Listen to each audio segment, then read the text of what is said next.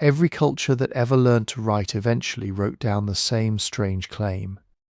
That they weren't the first, not the first people, not the first thinkers, not the first to look up at the stars and understand what they were seeing. The Sumerians said their kings received wisdom from beings who emerged from the sea before the Great Flood. The Egyptians spoke of a golden age ruled by gods who taught men how to farm, how to build, how to measure time. Hindu texts describe vast cycles of ages, each ending in destruction, each followed by a slow climb back towards civilization. Even in the Americas, thousands of miles from Mesopotamia with no possible contact. The Maya and the Inca told stories of previous worlds that came before this one, worlds that were destroyed and had to be started over. Now, you could dismiss this as coincidence. Different cultures inventing similar myths because humans everywhere fear the same things. Floods, fire, endings, that's a fair point, and we're not going to pretend otherwise. But here's what makes it worth a closer look. The pattern isn't just there was a flood. It's more specific than that. It's the idea that someone, some group, some figure, brought knowledge to people who didn't have it yet. Agriculture, writing, astronomy, the rules for building something that would outlast a lifetime, outlast 10 lifetimes. That specific detail shows up again and again in places that shouldn't have been talking to each other. So what are we actually doing tonight? We're not here to convince you that Atlantis was real, or that ancient aliens built the pyramids. This isn't that kind of story. What we're doing is something quieter, and honestly more interesting. We're going to look at the evidence that actually exists. The flood memories carved into clay tablets and painted onto Mayan codices. The way ancient astronomers tracked the sky with a precision that still puzzles modern researchers. The monuments, some far older than we ever expected, that seem to remember something about the world before written history began. And the vanished landscapes, real coastlines swallowed by real rising seas at the end of the last ice age. Landscapes that may have inspired the very legends we still tell today.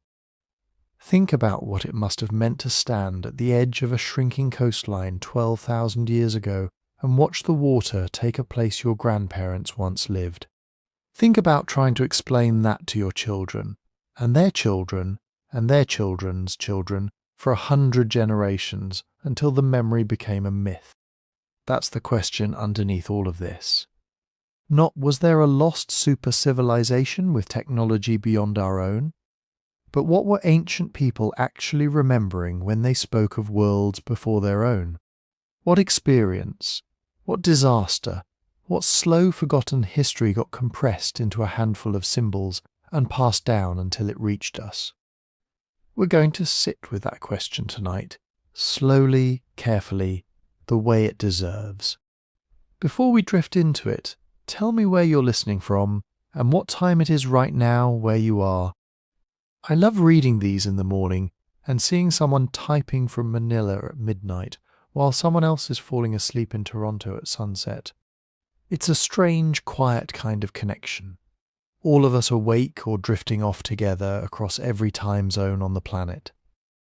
And if you want the easiest way to support what we do here, the shows are on Spotify now. Following there, listening there, and leaving a 5-star review if you're enjoying the series genuinely helps more than almost anything else. There's a link in the description if you'd like to find it. Now let's go back. Back past the pyramids, past the first cities, back to the moment when the water started rising, and the world our ancestors knew began quietly, irreversibly to disappear. Before we go back, we need to slow down on one phrase, because it's doing a lot of work tonight, and if we don't define it carefully, it'll get away from us. Not the first 3 words. They sound simple. They are not simple at all.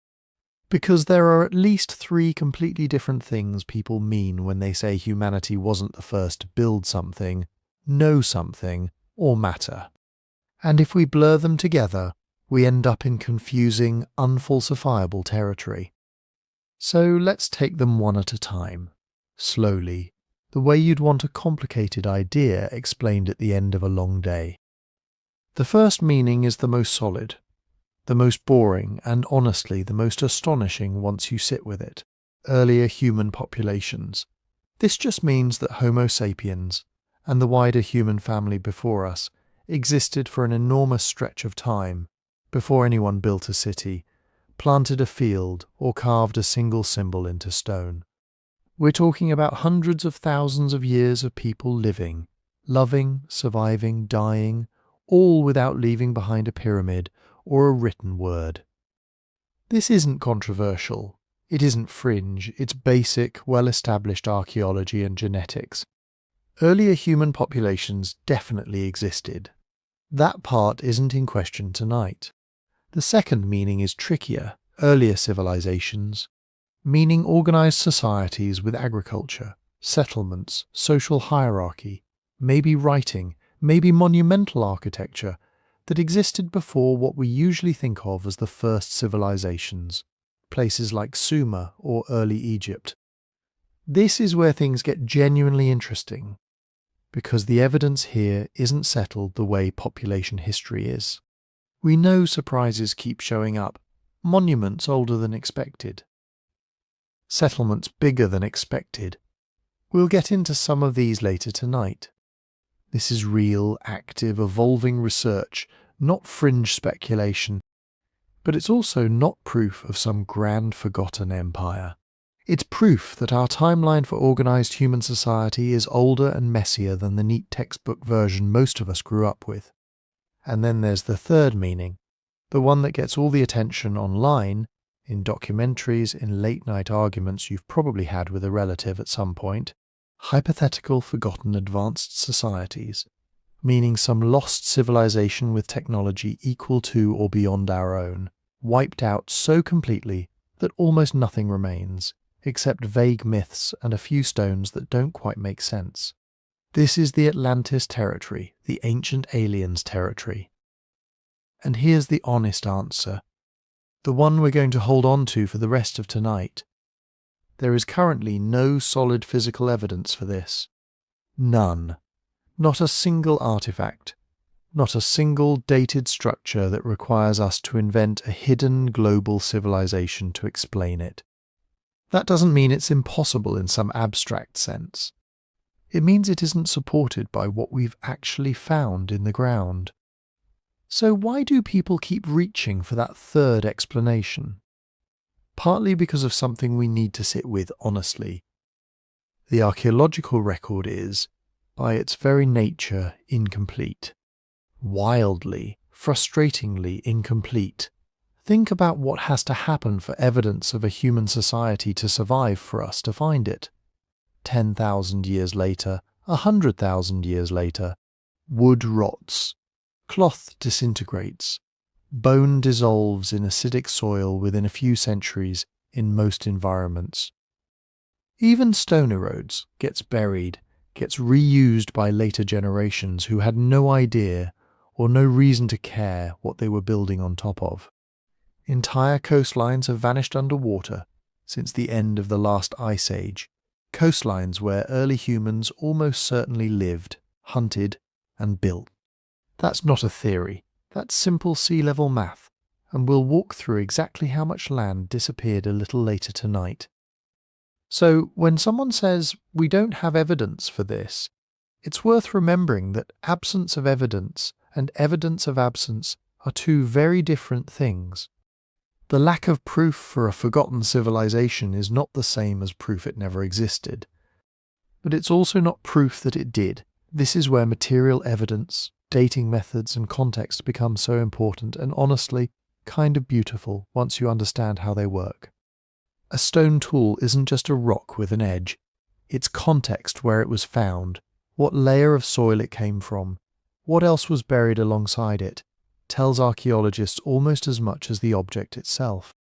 Radiocarbon dating lets us measure the decay of carbon isotopes in organic material and estimate age with real precision, at least for the last 50,000 years or so. For older material, there are other methods, thermoluminescence, potassium-argon dating, each with its own strengths and limitations. None of these methods are perfect. All of them get refined over time. But together, they form a web of evidence that has to be internally consistent. A genuinely ancient civilization couldn't just leave behind one mysterious wall. It would need to leave behind tools, waste, burials, some kind of layered footprint that dating methods could triangulate. That consistency is exactly why extraordinary claims require extraordinary evidence. Not because scientists are closed-minded, because a real discovery has to hold up from a dozen different angles, not just one dramatic photograph. Now, what about the myths themselves? The flood stories, the golden ages, the culture heroes bringing wisdom from the sea. Here's where we need to be careful and honest at the same time. Myths are not straightforward historical records. Nobody in ancient Sumer was writing a newspaper article. These stories were shaped, reshaped, exaggerated, moralized, retold by dozens of generations, each adding their own meaning, their own fears, their own explanations for why the world works the way it does. But that doesn't make them worthless. Far from it. Myths are cultural evidence. They tell us what people believed, what they valued, sometimes even what they remembered, however distorted, about real events. A flood story might exaggerate the size of the flood, invent a hero, add divine punishment as the cause. But it might still be pointing back toward something that actually happened. Some real coastline, some real disaster, wrapped in centuries of storytelling like a pearl around a grain of sand. So here's the standard we're going to hold on to for the rest of tonight, gently but firmly. When we look at ancient claims of things existing before recorded history, we're going to ask 3 questions every single time. Is there material evidence, something physical, dated, and placed in context? Does it require inventing something dramatic to explain it? Or does it fit within what we already understand about human capability and timeline? And when myths are involved, are we treating them as cultural memory worth exploring, rather than literal transcripts of ancient events? Hold that framework loosely in your mind as we go. It won't make the story less wondrous. If anything, it makes what we do know even stranger, and even more worth telling.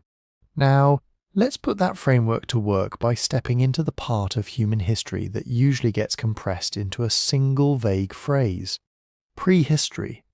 As if everything before writing was one long, dim hallway, full of people doing very little, until somebody finally invented a city.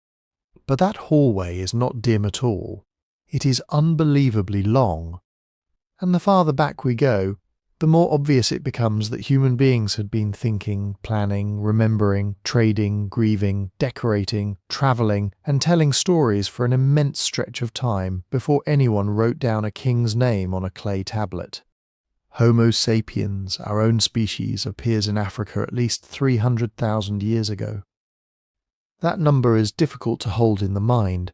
Written history in the usual sense begins maybe 5,000 years ago, with the first surviving systems of writing in Mesopotamia, Egypt, and a few other regions. The earliest cities are older than writing, but not by all that much, perhaps 9,000 or 10,000 years in some parts of the world.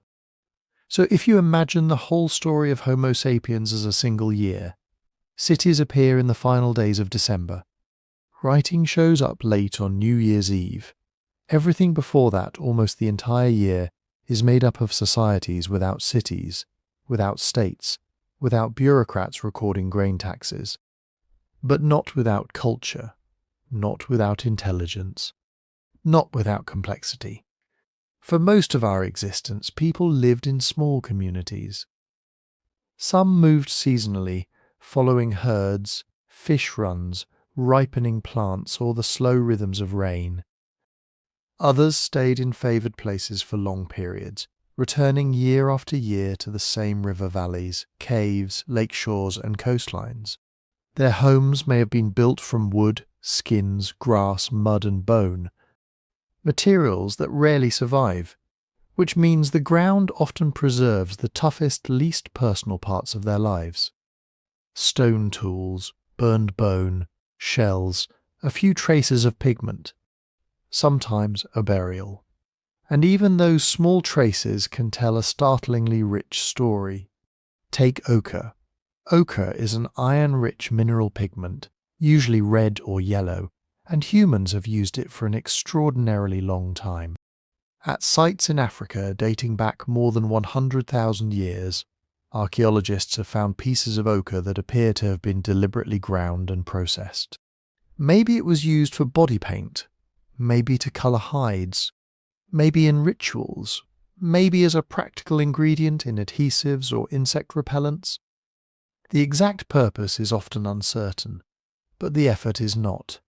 Someone collected it, carried it, worked it, and used it for a reason that went beyond simply finding the next meal. At Blombos Cave in South Africa, pieces of ochre dated to roughly 75,000 years ago bear deliberate cross-hatched markings. Not words, not a secret code we can read, but patterns made by human hands, repeated marks that suggest someone was doing more than sharpening a tool or scraping a surface. Nearby, archaeologists found small shell beads, probably worn on the body. Think about what a bead is. It has no obvious survival value in the immediate sense. You cannot eat it. You cannot use it to cut meat. But it can tell other people who you are, your family, your group, your status, your taste. It can carry identity across a room, across a valley, perhaps across generations. That is symbolic behaviour.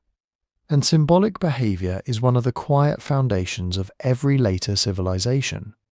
By the time the last ice age was at its height, humans were making art that still has the power to stop us in our tracks. Deep inside caves in Europe, people painted horses, bison, lions, mammoths, rhinoceroses, handprints, and strange combinations of human and animal forms. Some of the oldest known cave paintings are more than 40,000 years old. In Indonesia, hand stencils and animal images are similarly ancient. These were not isolated accidents. They were part of a broad human capacity for image-making, memory, and meaning.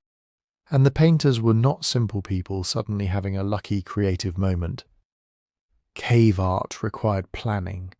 Pigments had to be gathered. Some came from distant sources. Charcoal had to be prepared.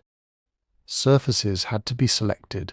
Light had to be carried into dark spaces.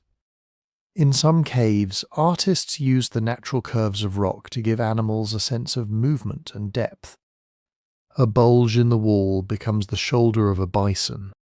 A crack becomes the line of a horse's back. These people were observing the world with patience. They were imagining images before they existed. They were making something intended to last, even if they could not have known that tens of thousands of years later, strangers would still be looking at it in wonder. Then there are the burials.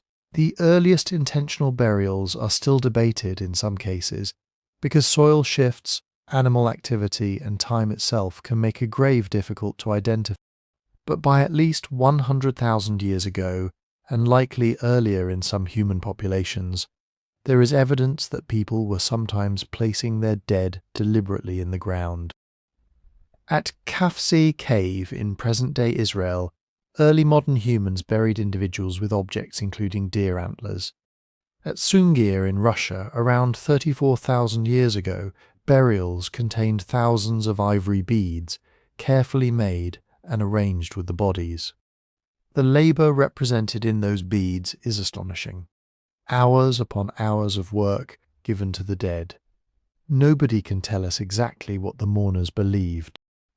We should not pretend we know. Maybe they imagined an afterlife. Maybe the objects express status, love, ancestry, or loss. Maybe all of those things at once. But a burial with care and ornament tells us one thing clearly. The dead mattered. Memory mattered. Human communities had emotional worlds, every bit as real as our own. And they were connected to one another in ways that older ideas of prehistory often underestimated. For a long time, people imagined Ice Age groups as isolated little bands, each living within a tiny territory and rarely meeting anyone beyond the next ridge. But archaeology has repeatedly complicated that picture. Stone from one geological source turns up hundreds of kilometers away. Marine shells appear far inland. Amber moves across regions. Obsidian, prized because it fractures into incredibly sharp edges, was carried along networks that could extend over long distances. That does not necessarily mean one person walked 500 miles with a single stone in a bag.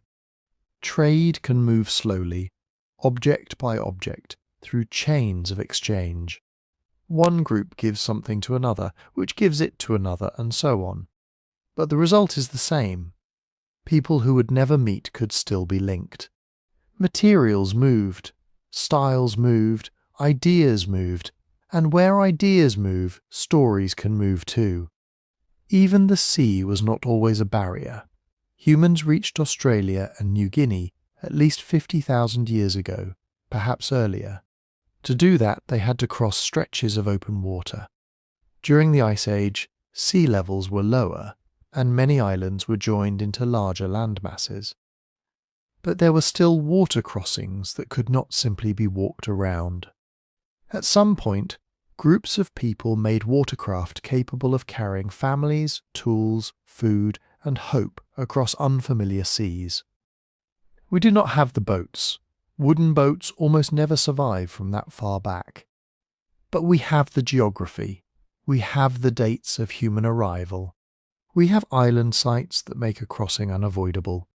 And that tells us something important. Long before ports, empires, and maps, humans were looking toward the horizon and deciding that the world might continue beyond it. This is why the phrase primitive can be so misleading when applied to ancient people. Their technologies were different from ours, absolutely. They did not have metal engines, written mathematics, or factories. But intelligence is not measured by whether someone has a smartphone, a skyscraper, or a tax office.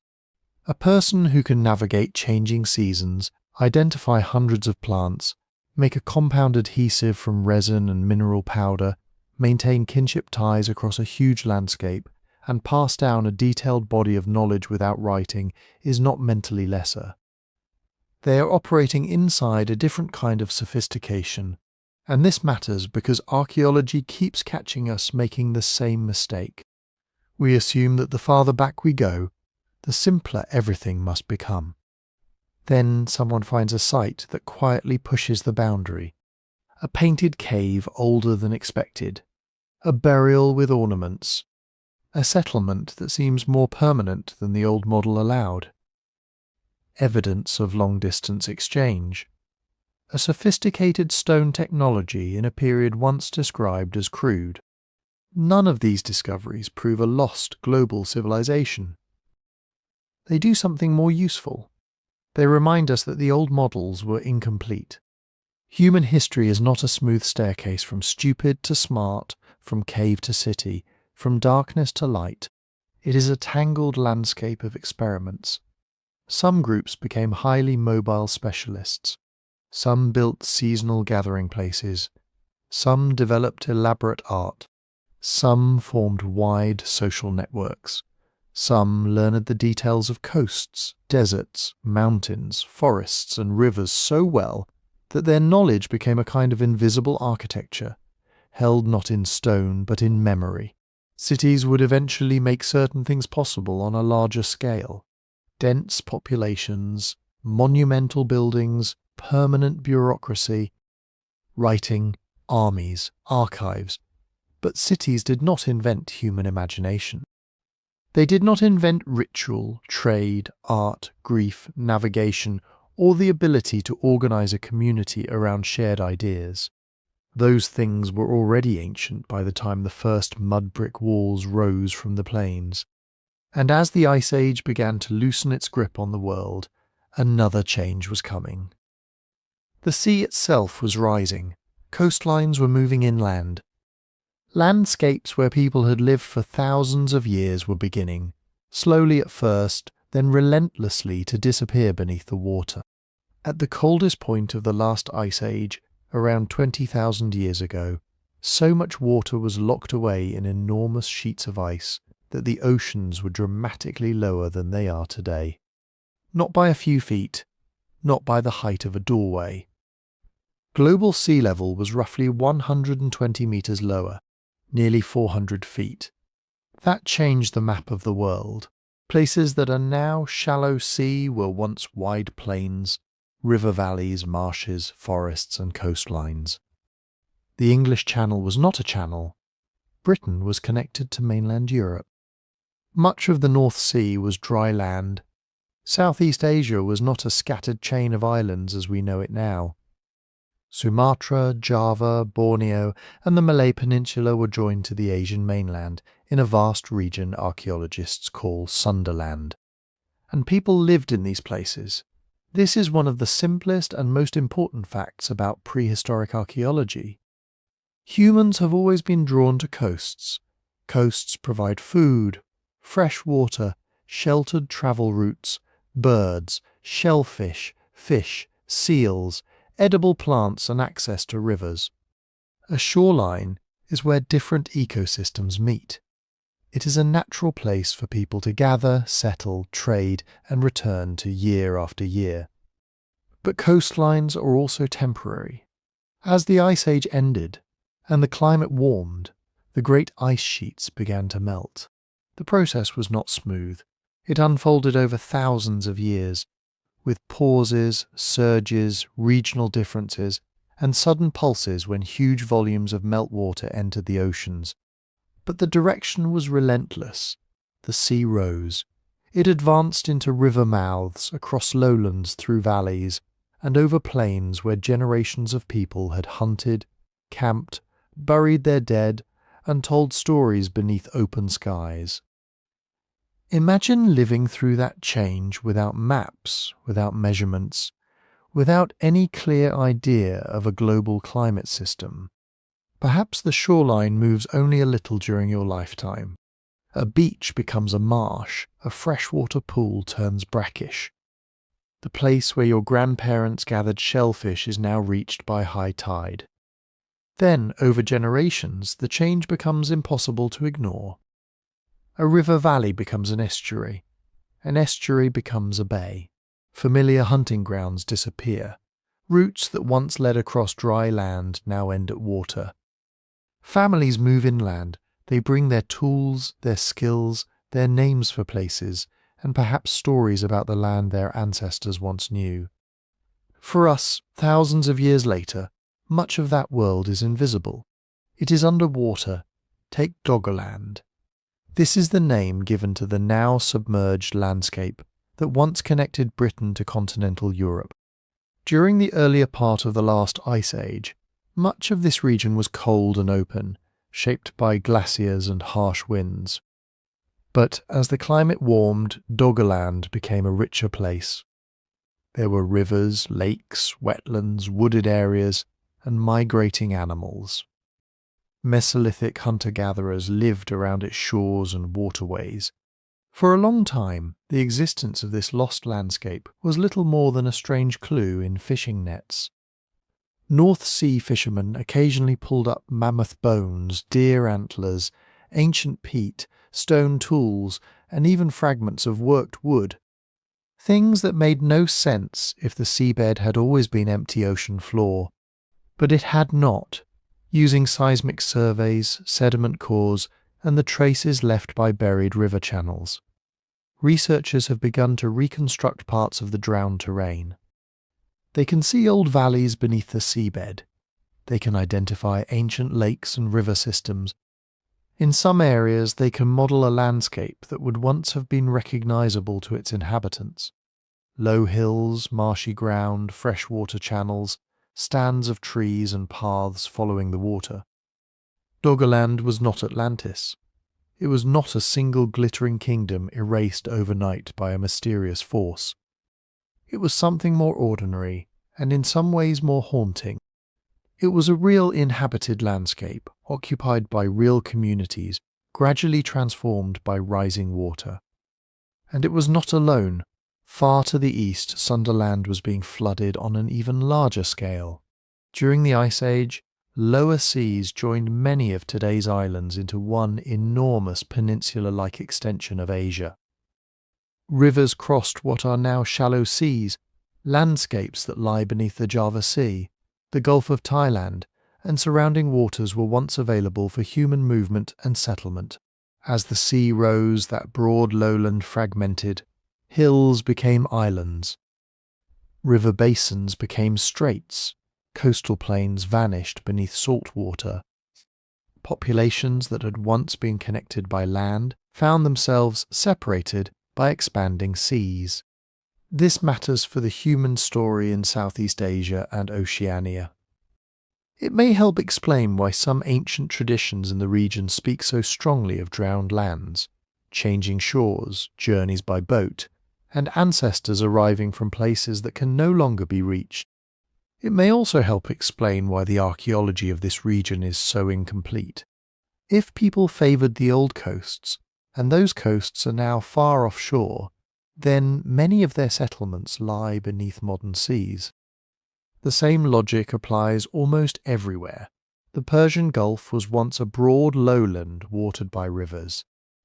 Parts of the Black Sea basin changed dramatically as sea levels rose, although the exact speed and scale of particular flooding events remain debated. The Mediterranean coastline shifted. The coast of East Asia moved inland. Around Australia, New Guinea and Tasmania, rising water redrew entire regions, separating land masses that had once been connected. Everywhere the ocean advanced, it did two things at once. It created new coastlines, rich with new resources, and it erased older ones. This is why the prehistoric record can feel so uneven.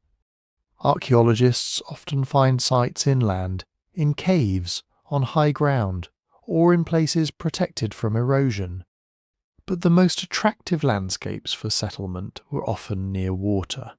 Rivers, lakeshores and coasts. Unfortunately, those are also the landscapes most likely to be flooded, buried, eroded, or destroyed by later development.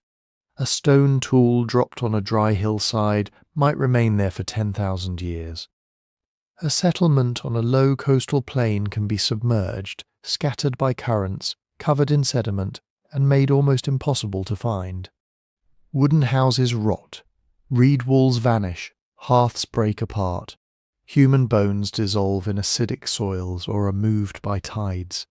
Even if a drowned settlement survives, locating it beneath murky water and layers of sediment is extremely difficult.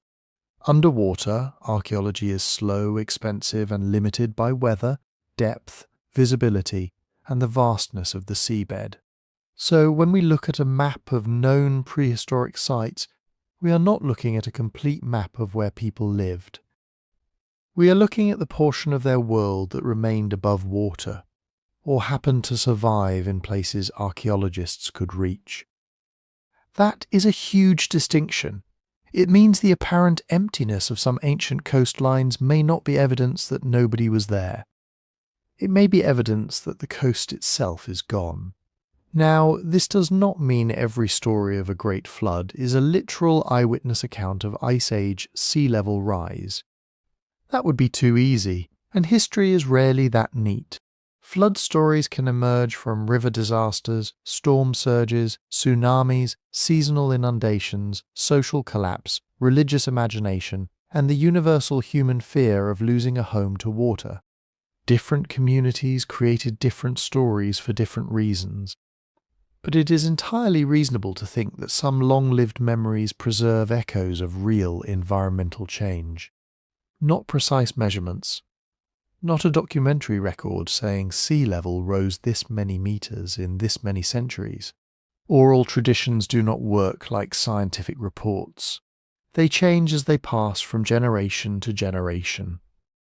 They become moral stories, family histories, sacred narratives, warnings and explanations for why the world looks the way it does.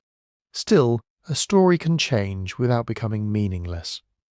If a community had lived near a coast for hundreds or thousands of years, watched the sea claim familiar land, relocated villages, and seen old paths disappear below the waves, that experience would leave a mark. Children would ask where the land went, elders would answer with stories, and those stories might survive long after the physical places that inspired them had vanished. In some Aboriginal Australian traditions, researchers have noted descriptions of places now underwater, including islands and coastal features separated by rising seas thousands of years ago.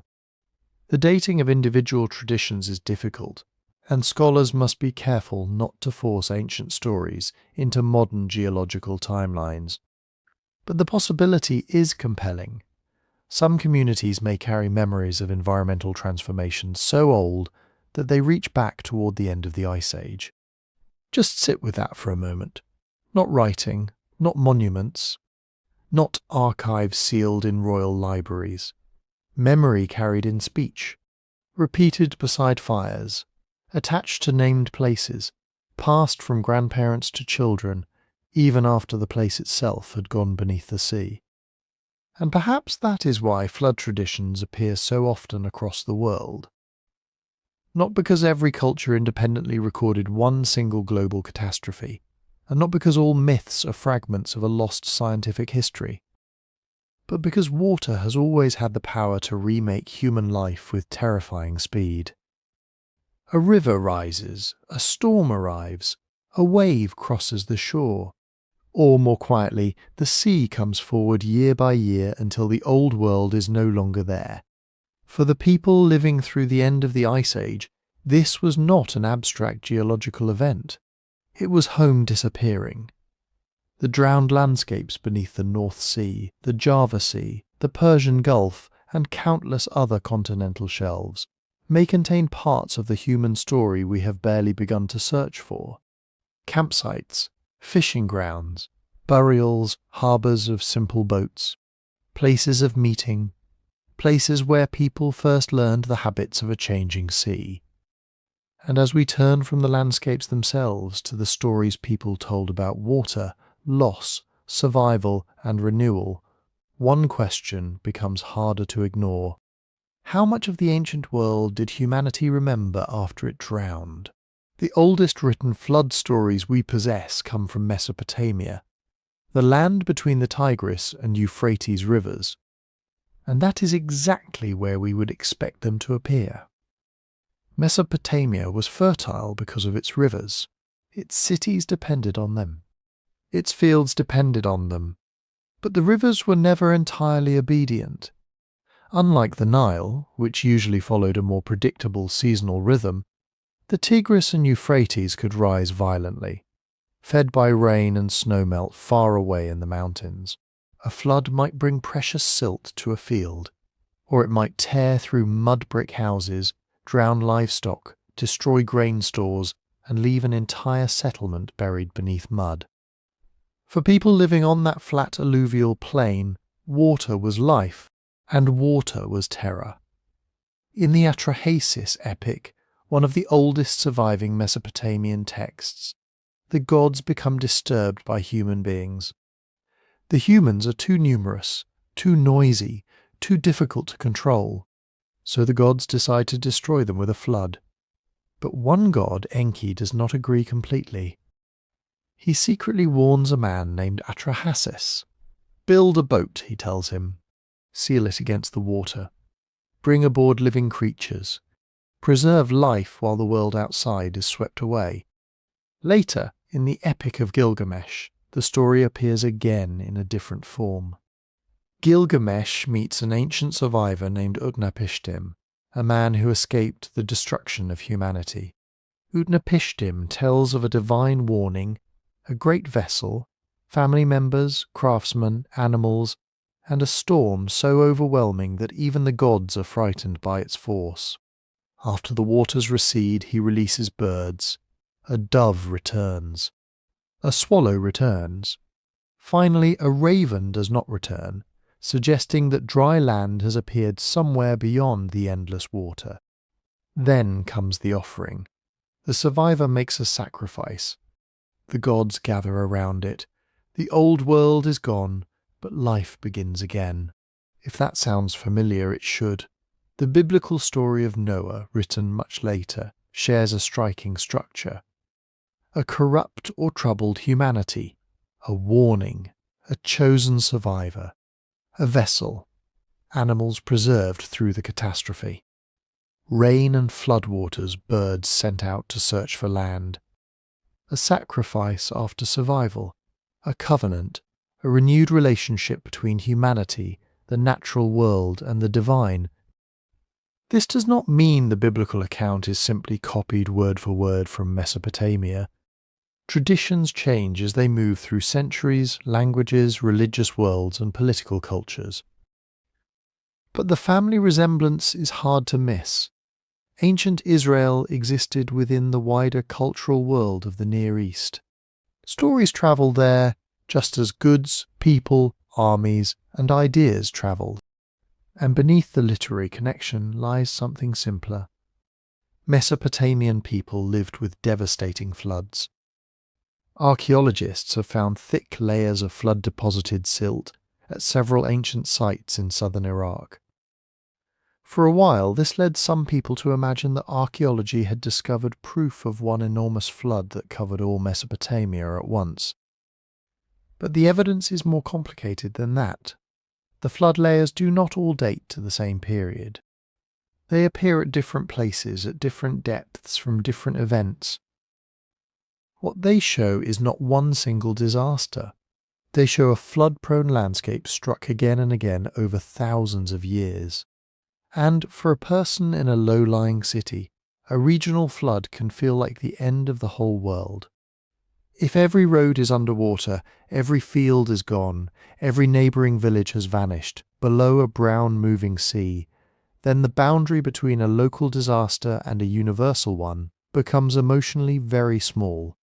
That same pattern appears across the planet. In South Asia, one ancient flood story tells of Manu, a wise man warned by a small fish. The fish asks for protection, grows larger and larger, and eventually reveals that a great flood is coming. Manu is told to build a boat.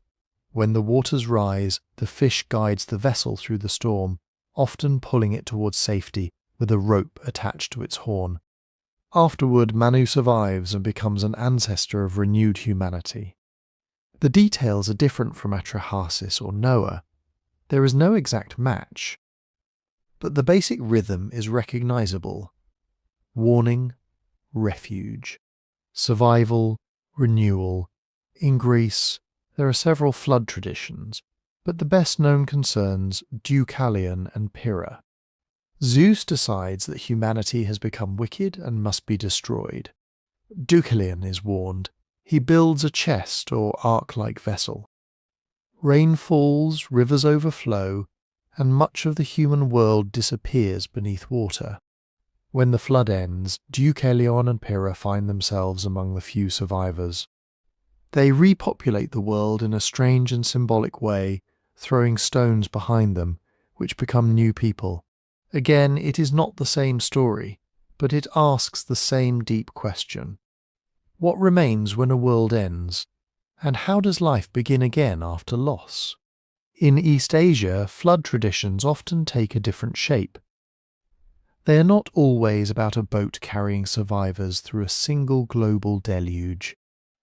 Sometimes the flood is a long-lasting chaos, a waterlogged world that must be brought under control. In Chinese tradition, the story of Gun and Yu tells of overwhelming floodwaters that threaten the land. Gun tries to stop them by building barriers but fails. His son Yu succeeds not by fighting the water everywhere, but by working with the landscape, dredging channels, opening pathways, and guiding the waters toward the sea. Yu's achievement becomes a foundation story of order, engineering, and kingship. That difference matters. Flood stories do not always preserve memories of destruction alone. Sometimes they preserve memories of adaptation, of canals, of river management, of the hard-won knowledge that water cannot simply be commanded. It must be understood, across Oceania, islands and coasts have produced traditions shaped by the sea in especially intimate ways. Stories tell of waves that cover land, islands that vanish, ancestors who travel by canoe, and boundaries between sea and shore that are never permanent. In many parts of the Pacific, the ocean is not a distant edge of the world. It is the road between worlds. It provides food and connection, but it can also erase a village in a single night. Tsunamis would have made a powerful impression. A great earthquake far offshore, the sea suddenly pulling back from the beach, fish flopping on exposed sand, people stepping forward in confusion, then a wall of water arriving with almost no warning. No community needs a global flood to create a story of the sea swallowing the land. One terrible wave is enough, and in the Americas, flood traditions are equally widespread, though enormously varied. Some are tied to rivers, lakes, storms, and changing coastlines. Others belong to creation stories in which an earlier world is destroyed and the present one begins afterward. Among Mesoamerican traditions, stories survive of former ages ending in catastrophe, including destruction by water. In the Andes, flood stories tell of a great deluge from which a small number of people or animals survive. In North America, many indigenous nations have traditions of floods, canoes, mountain refuges, animals acting as helpers, and survivors rebuilding the world. These traditions should not be treated as loose scraps of evidence, waiting for outsiders to solve them. They are living parts of religious and cultural worlds, often carrying teachings about responsibility, kinship, place, and proper behavior. A flood story may be about a real landscape, but it may also be about moral order. It may explain why a mountain is sacred, why a certain animal is respected, or why people must live carefully within a powerful world. That is one reason comparisons must be handled gently. The fact that many cultures tell flood stories does not prove that all of them remember one global catastrophe. There is no geological evidence for a worldwide flood that covered every mountain and destroyed all humans except a single family within the span of human history. But there is abundant evidence that floods happen. River floods, coastal floods, monsoon failures followed by overwhelming rain, glacial lake outbursts, storm surges, tsunamis, sea level rise that slowly consumes low ground over generations. Human societies repeatedly settle beside water because water makes life possible. Then inevitably some of those societies are struck by water at its most destructive. So similar stories can arise independently. You do not need contact between Mesopotamia and the Americas for people in both places to imagine a warning, a refuge, survivors, and a new beginning. Those are the natural human shapes of disaster. First, someone notices the danger. Then someone refuses to listen or cannot escape. Then a few people find high ground, a boat, a cave, a hill, a raft, a sacred vessel, anything that can keep life going. And afterward, there is the question every survivor must face. Now what? How do we plant again? How do we rebuild? How do we explain who was lost? How do we make sure our children remember? That may be why flood stories endure. They are not only stories about water. They are stories about fragility, about the terrifying fact that a familiar world can disappear, and about the stubborn human belief that somehow life can continue after it does. But if ancient people remembered drowned lands and disastrous waters, they also remembered something else. They remembered places that survived, hills above the floodplain, stone ridges, sacred heights, ground solid enough to gather on when the lower world became uncertain. And in a part of Anatolia, on a hill built by human hands and human intention, we find one of the most astonishing clues to what people were capable of building after the waters began to rise. That hill is called Göbekli Tepe, which means Potbelly Hill in Turkish. It rises above the plains of southeastern Anatolia, near the modern city of Şanlıurfa, in a landscape that sits between the upper Euphrates, northern Mesopotamia, and the mountains of what is now Turkey. For most of human history, it was just another rounded hill. Then archaeologists began digging. What they found changed one of the oldest stories we used to tell about civilization. For a long time, the standard sequence seemed simple. First, people became farmers. Farming created reliable food surpluses. Surpluses allowed villages to grow. Villages became towns. Towns needed leaders, labour, and shared institutions. Then finally, people had enough wealth and organisation to build temples, monuments, and sacred centres. Food first, cities next, monuments last. Göbekli Tepe complicated that entire picture. The oldest layers of the site date to around 9,600 BCE, more than 11,000 years ago. This was before pottery, before writing, before metal tools, before the cities of Mesopotamia, before Stonehenge by some 6,000 years, before the pyramids of Egypt by even more. And yet people came to this hill and raised enormous carved stone pillars.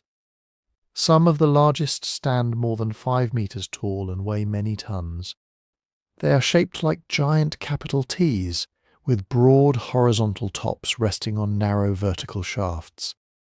In several circular or oval enclosures, 2 huge pillars stood at the centre, surrounded by smaller pillars set into stone walls. These were not rough boulders dragged into place by accident. They were quarried, shaped, moved, arranged, and carved with remarkable care. Many bear images of animals, foxes with long bodies stretching down the stone, wild boars, snakes, scorpions, birds, cattle like aurochs, ancestors of modern domestic cattle, predators and creatures that could bite, sting, gore, or glide through the dark. Some pillars may even be stylized human figures. On a few, arms appear along the sides, hands meeting across the front. Belts and loincloths are carved below. The great T-shapes may have represented beings rather than mere architectural supports, ancestors, spirits, supernatural figures, or something else entirely. We do not know, and that uncertainty is important. Göbekli Tepe does not come with an inscription explaining itself. There is no ancient guidebook saying, "This is why we built it. This is who these pillars represent. This is what happened here on the longest night of winter." What we have are stones, bones, tools, and traces of human gathering. But those traces are enough to suggest something extraordinary. The people who built Göbekli Tepe were living during the transition between mobile hunting and gathering communities and the first settled farming societies. They knew the landscape intimately. They hunted wild gazelle, wild cattle, boar, and other animals. They gathered plants, including wild cereals that grew naturally across this fertile region. Some communities may have already been experimenting with cultivation. Others were still relying mainly on hunting and gathering. The line between forager and farmer was not a clean boundary. It was a long, uneven process, different from valley to valley and generation to generation. Yet whatever their exact economic life, these people could organize labour on a scale once thought impossible before agriculture. Think about what it took. Someone had to identify suitable limestone in the nearby bedrock. Someone had to quarry it using stone tools. Teams had to shape pillars weighing several tons. They had to transport them uphill, perhaps with ropes, wooden rollers, sledges, levers, and many human hands. Then they had to dig foundations, raise the stones, fit them into place, and build walls around them. That required planning, cooperation, skilled workers, shared rules, a reason strong enough to persuade people that the effort mattered. and probably food. Excavations have uncovered large quantities of animal bone, including remains from wild game. Some archaeologists see evidence that people gathered here for large communal meals, perhaps feasts connected to ritual events, seasonal meetings, or work parties. Brewing and shared drinking have also been proposed, though the evidence is still debated. What seems clear is that Göbekli Tepe was not simply a place where a few families quietly lived their daily lives. It was a place people came to, maybe from nearby camps, maybe from villages scattered across the hills and river valleys, maybe from farther away, following social ties that connected groups across a wide landscape. They may have arrived with food, stories, marriage partners, news, tools, obligations, and memories of ancestors. A gathering like that would do more than create a monument. It would create a network, and Göbekli Tepe was not alone. Across Southwest Asia, archaeologists have found other communities from this same broad pre-pottery Neolithic world at places such as Nevalai Chori, Chayoni, Jerif el Ahmar, and Karahan Tepe. People were building substantial structures, gathering in communal spaces, managing plants and animals, and experimenting with new forms of settled life. Karahan Tepe, also in southeastern Anatolia, contains many T-shaped pillars and carved features that show Göbekli Tepe belonged to a larger cultural landscape. It was not a single mysterious hill occupied by people somehow disconnected from everyone around them. It was part of a world in motion. Villages were becoming more permanent. Wild grains were becoming more important. Sheep, goats, pigs, and cattle would eventually be brought into closer relationships with humans, leading toward domestication. Communities were learning, slowly and not always deliberately, how to reshape the land and be reshaped by it in return. In that wider context, the surprise of Göbekli Tepe becomes even more interesting. It may not prove that religion created agriculture. That dramatic claim goes beyond the evidence. People have many reasons to gather, build, and change their way of life. But it does show that shared belief, ritual, and social cooperation were already powerful forces before the first cities appeared. Perhaps people did not wait for civilization to become complex before building monuments. Perhaps building monuments was one of the ways complexity happened. A great stone enclosure gives strangers a reason to meet. A feast creates obligations. A shared ceremony creates trust, or at least a sense of belonging. A carved pillar turns a hill into a place that cannot be ignored. Children grow up hearing that their people gathered there, worked there, honoured something there, and over generations, a place like that can become a centre of memory. At Göbekli Tepe, some of the earlier enclosures were eventually filled in with rubble, earth, stone fragments, and animal bone. Whether this was practical rebuilding, deliberate burial, ritual closure, or some mixture of all three remains uncertain. But the result is strangely moving. People did not merely abandon these structures to collapse. In many cases, they seem to have covered them, sealing parts of their own past beneath the hill. Then later communities built new things above them. A monument over a monument, a memory layered over another memory. And that may be the deeper lesson of Göbekli Tepe. The first great stones were not raised by a lost super-civilization with impossible machines. They were raised by human beings much like us in their capacity for effort, imagination, cooperation, and reverence. They had no writing, so they left no speeches, but they had hands. They had stories. They had gatherings large enough to move stone. And once people learned to gather around places made sacred by labour and memory, they would keep doing it, across continents, across millennia, on hillsides, coasts, plains and islands. They would raise the next generation of stones. And they did. For thousands of years after Göbekli Tepe, People in very different parts of the world kept returning to one astonishing idea. Take stone, the heaviest and most permanent material in the landscape, and make it carry memory. Not a written memory, not the kind stored in books, tablets, or archives. A memory built into hillsides, shorelines, valleys, and open plains. A memory so large that generations could walk through it. In Europe, the remains are everywhere once you learn to notice them. Long burial mounds in Britain and Ireland, chambered tombs along the Atlantic coast, rows of standing stones in Brittany, great stone circles in Scotland, Wales and England, dolmens in Spain, Portugal, France and the Netherlands, enormous capstones balanced on upright slabs, creating small chambers beneath. Some look almost impossible at first. A single stone roof weighing many tons, resting on a handful of supports. But there was no need for impossible technology.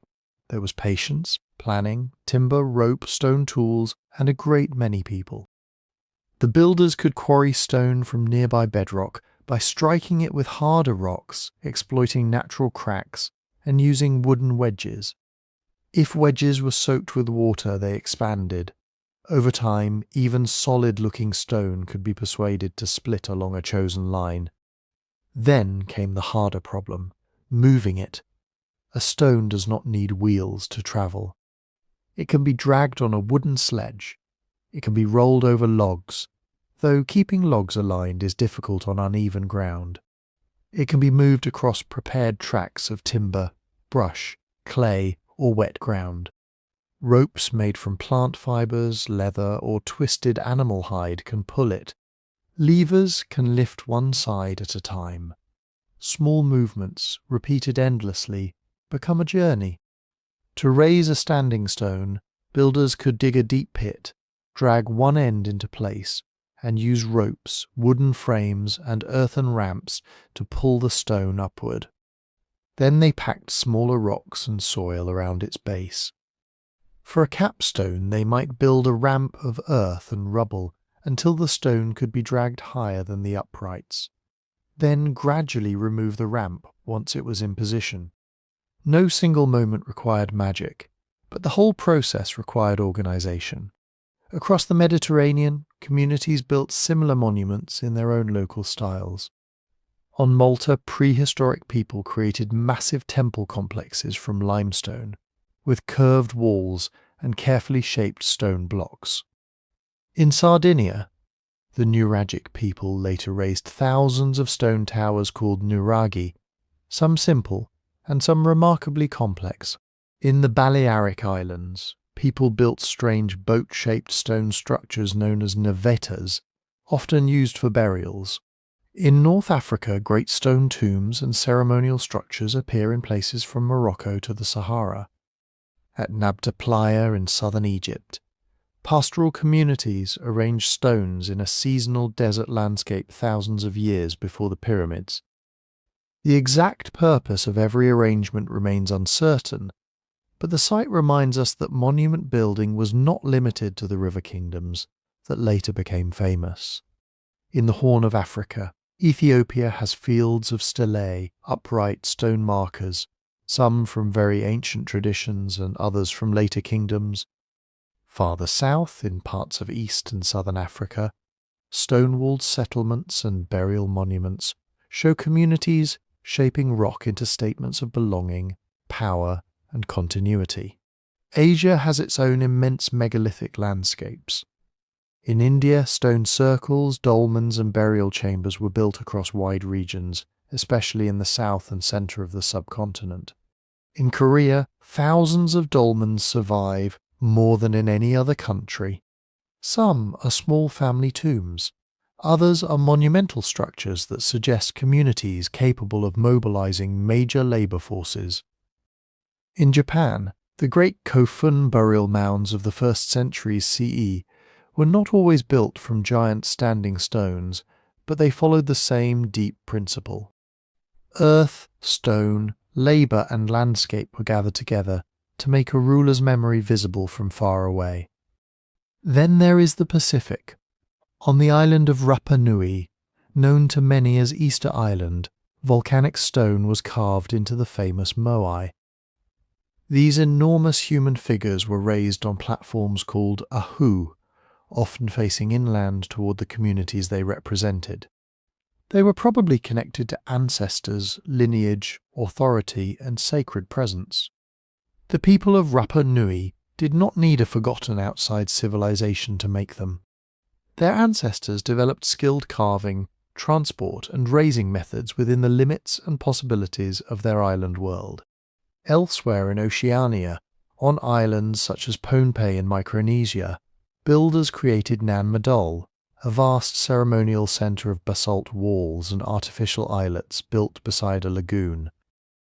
In Tonga, the Ha'amunga, a Maui trilithon, used huge coral limestone blocks to form a monumental gateway. Different islands, different histories, different beliefs, but again, the same human impulse. Make a place that outlasts the people who first gathered there. This is where it becomes tempting to tell one sweeping story. Stone circles in Europe, dolmens in Korea, giant statues in the Pacific, monuments in Africa and Asia.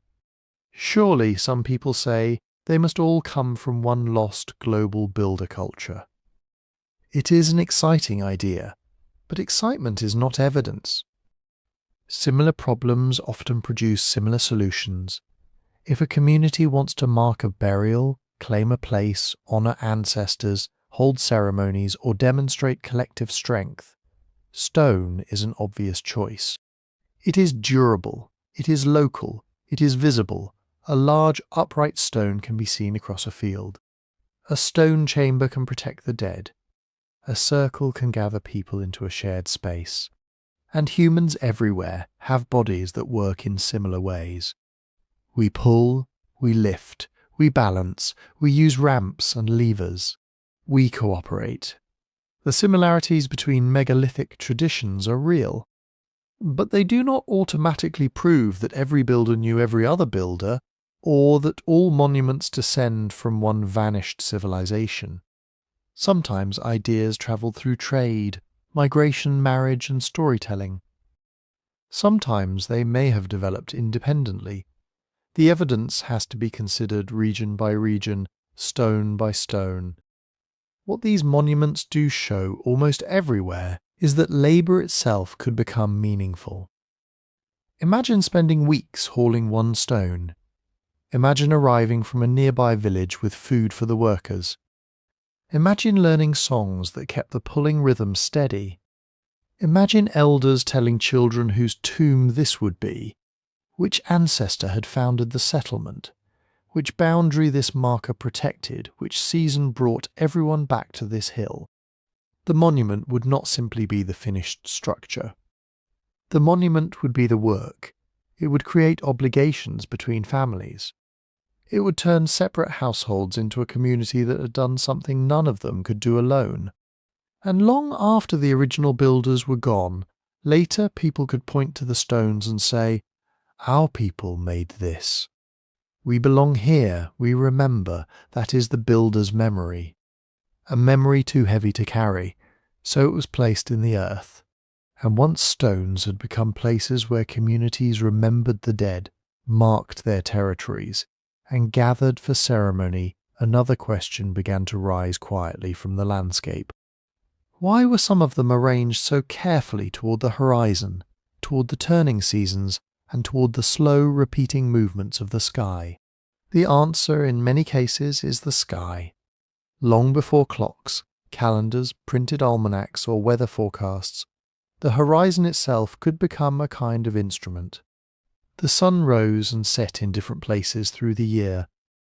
The moon changed its shape in a regular rhythm. Certain stars appeared just before dawn, vanished for months, then returned. Planets wandered among the fixed stars in ways that were strange, but not entirely unpredictable. For people whose lives depended on rain, grazing animals, river floods, migrations, planting, harvesting, and seasonal ceremonies, these were not distant mysteries.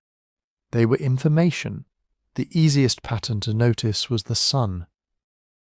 Every morning, its rising point moved a little along the horizon.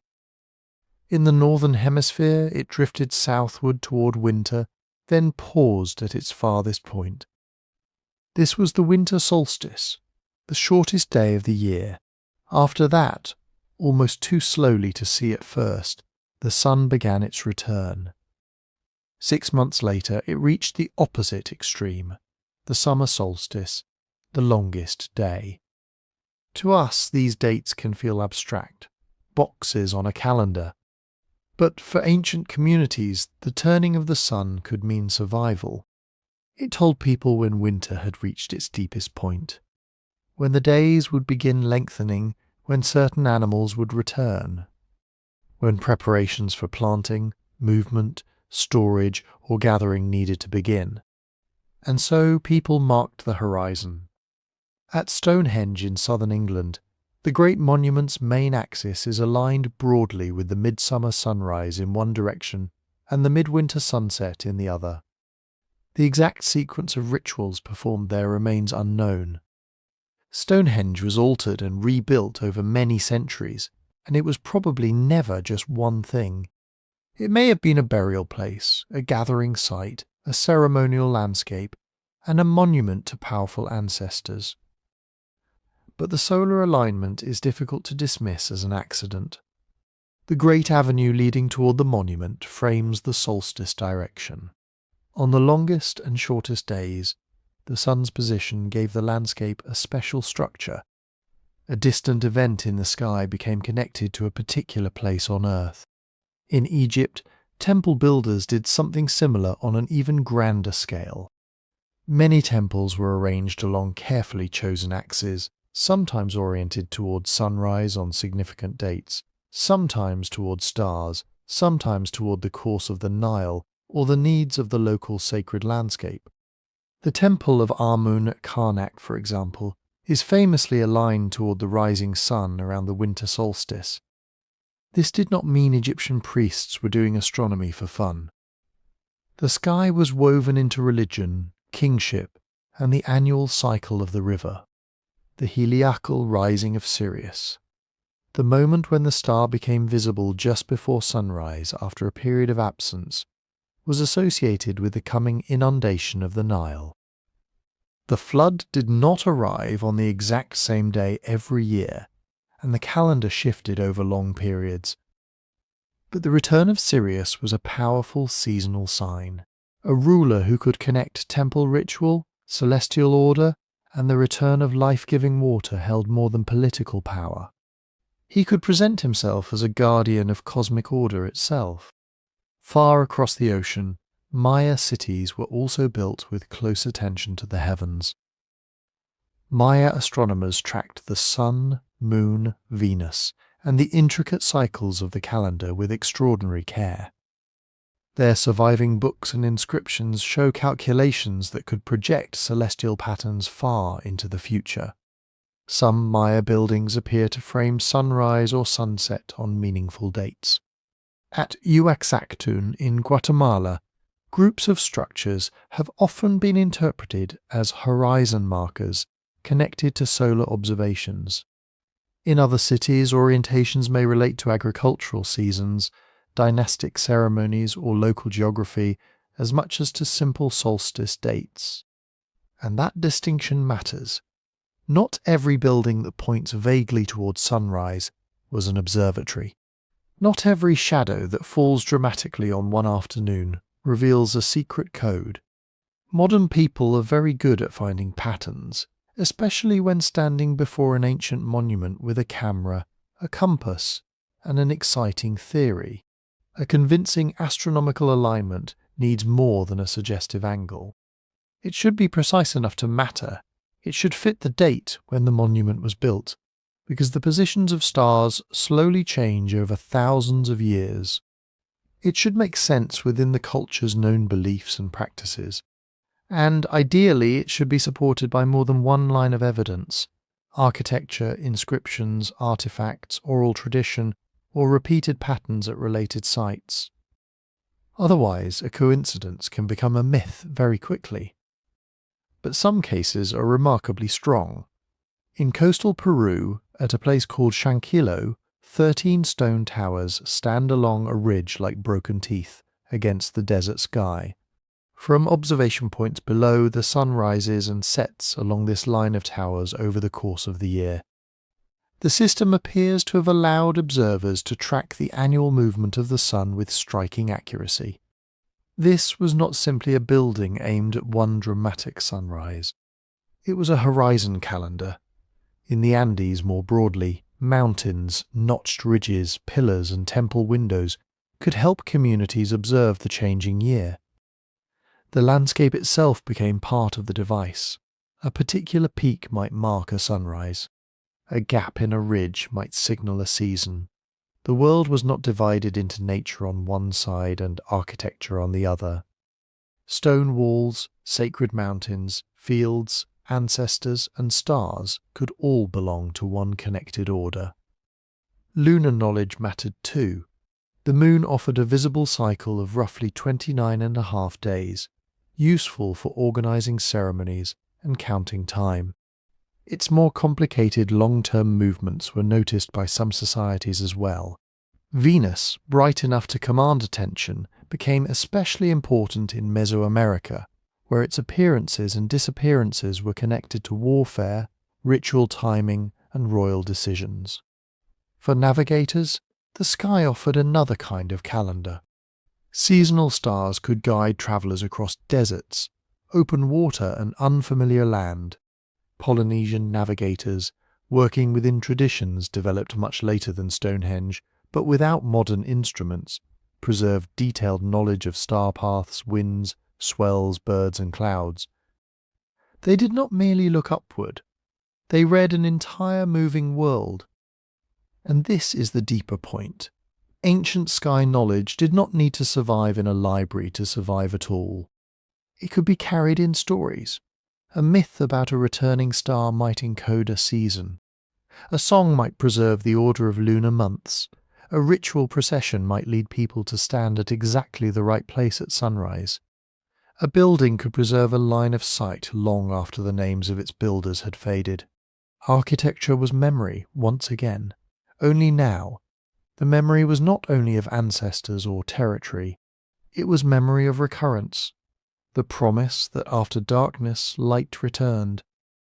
After dry months rains might come. After one generation died, the sun would still reach the same point on the horizon, and someone would be there to notice. But when knowledge is preserved in myths as well as stone, another figure often appears in the old stories.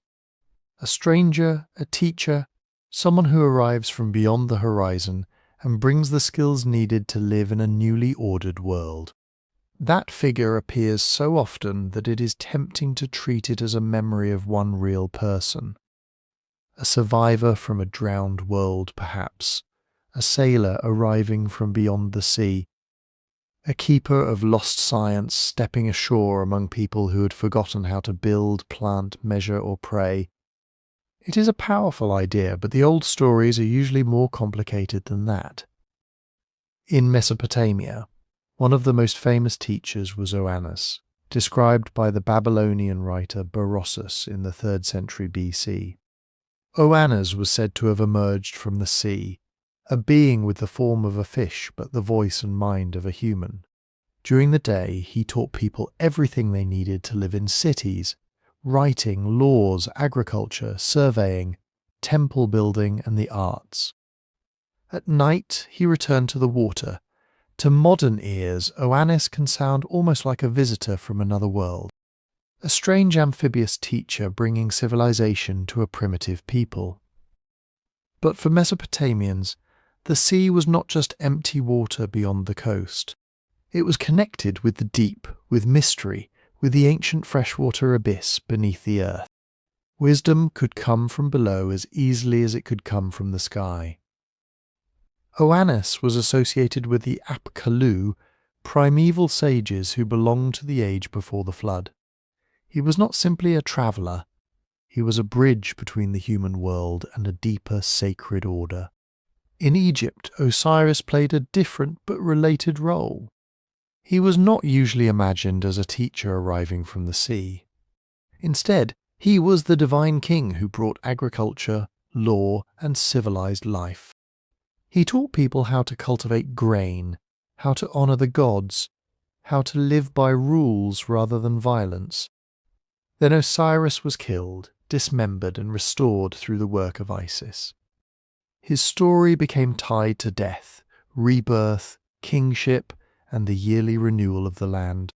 When the Nile flooded and fields became fertile again, the world seemed to repeat the same pattern: loss, darkness, return. Osiris was not evidence that Egyptians remembered a single foreign founder. He was something larger. He turned the basic miracle of agriculture into a sacred story. Seeds went into the dark ground. The old year died. New life came back. In Mesoamerica, the figure often called Quetzalcoatl carries another version of the culture hero pattern. The name means feathered serpent, and the being was understood in different ways by different societies over many centuries. Among the Aztecs, Quetzalcoatl could be connected to wind, learning, priesthood, creation, and the ordering of time. In some later traditions, he was also linked to the legendary ruler Topiltzin Quetzalcoatl of Tollan. This is where stories can become tangled. A god, a priestly title, a remembered ruler, and a political ideal may gradually merge into one figure. Later accounts describe Quetzalcoatl as opposing certain forms of sacrifice, teaching crafts, or departing eastward across the sea. But these accounts come from complex colonial-era sources, shaped by indigenous memory and European retelling alike. They should not be treated as a simple record of a white foreign teacher, or proof that travellers from another continent founded Mesoamerican civilization. That old claim has been repeated for centuries, but it does not fit the archaeological evidence. Mesoamerican societies developed through their own long histories, their own farming traditions, trade networks, cities, conflicts, and experiments with power. Still, the story of departure matters. A teacher who leaves creates an expectation of return.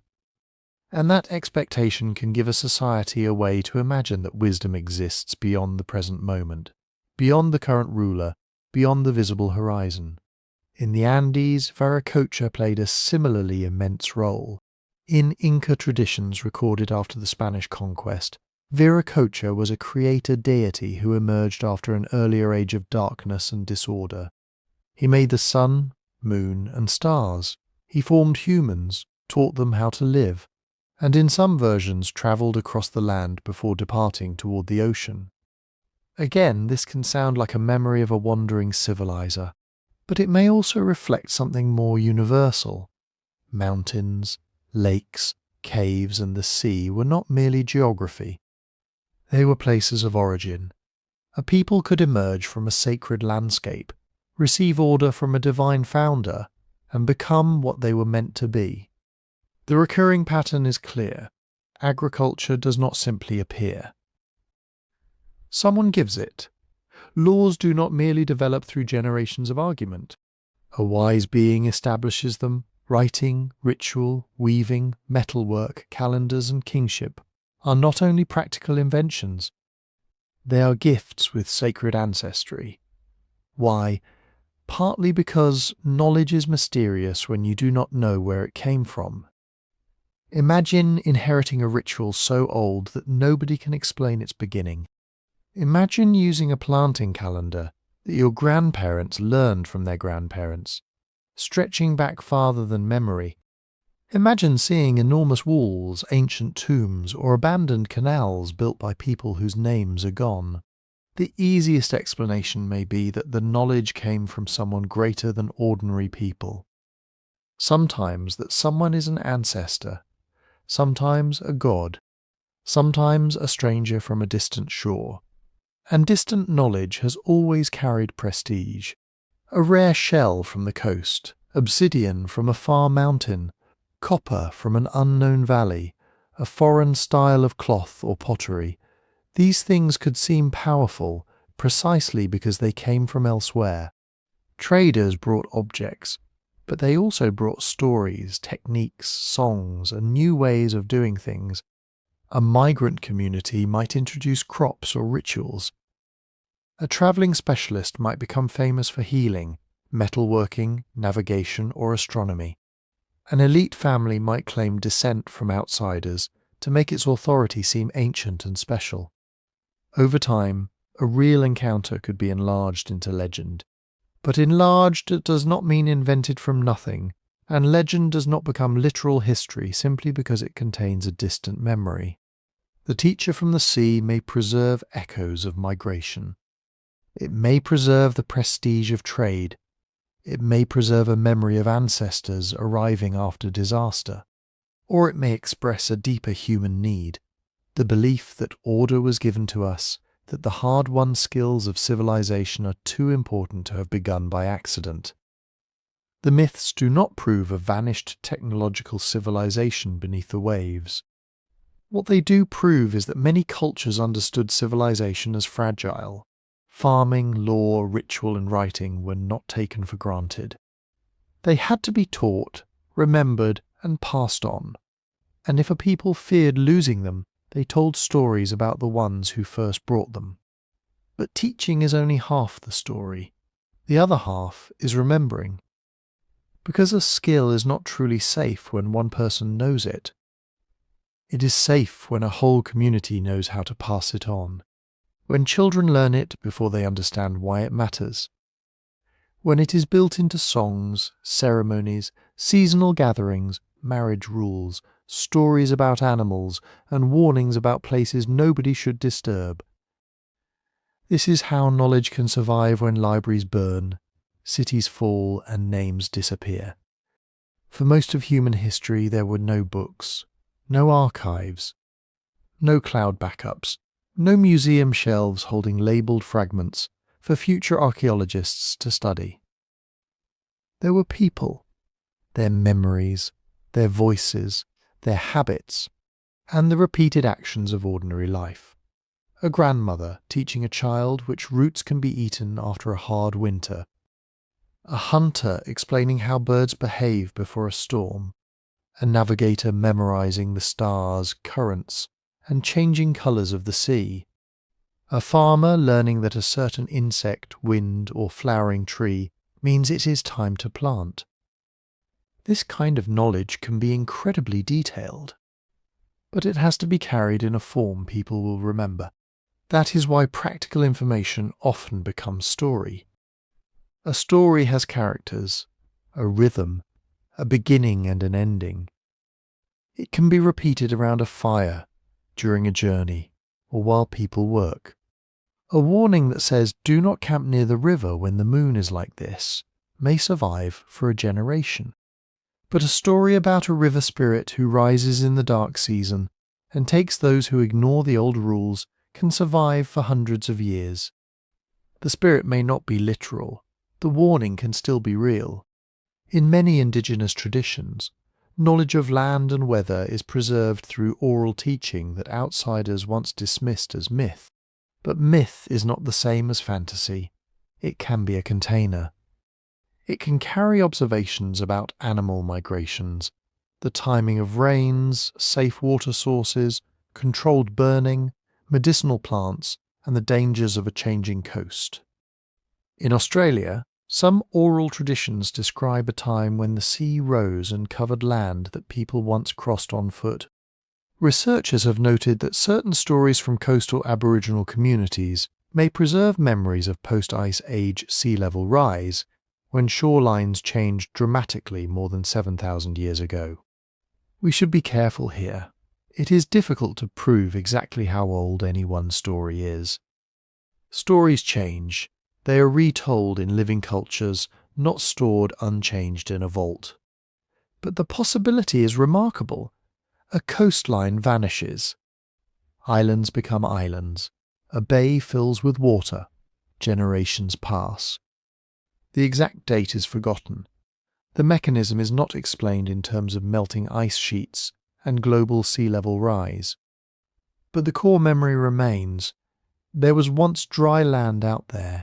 People lived beyond the present shore. The water came in. That is not science in the modern sense, but it may be evidence-based memory, carried through narrative. And it makes sense. Communities living beside coasts would notice changes that happen slowly across lifetimes. A child might hear that their grandparents once walked where they now fish. That child becomes old, tells the next generation, and the memory becomes attached to a sacred place, an ancestral journey, or a lore about the sea. The details that matter most are often preserved, not measurements, not precise dates. Meaning, if you enjoy these mysteries of old stories, drowned landscapes and the hidden past, you can find the channel's book about the 12 unexplained mysteries on the website. The link is in the description now.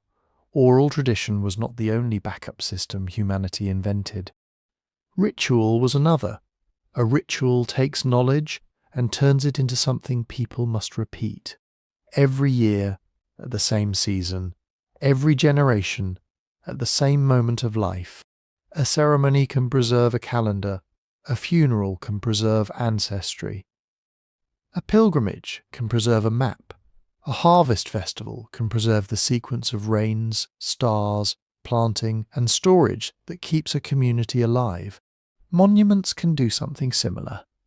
A stone circle, a mound, a temple aligned to the sunrise, or a carved marker beside a trail may be more than a display of power. It can be a memory device. It says, this place matters. This season matters. Look here when the sun returns. Gather here when the river changes. Remember the people who came before. Even apprenticeship is a kind of archive. A stoneworker does not need to write down every movement of the hand. A master potter does not need a textbook to teach the right pressure, the right temperature, the right clay. Knowledge moves through imitation, correction, repetition, hands teaching hands. And yet, every form of memory changes. A chant gains a line. A hero replaces an ancestor. A flood becomes the work of angry gods. A real volcanic eruption may become a battle between beings beneath the earth. The scientific explanation disappears because nobody in the original community had one to preserve, or because the explanation was never the point. The point was, the mountain can kill. The sea can rise. The old route is gone. Store food.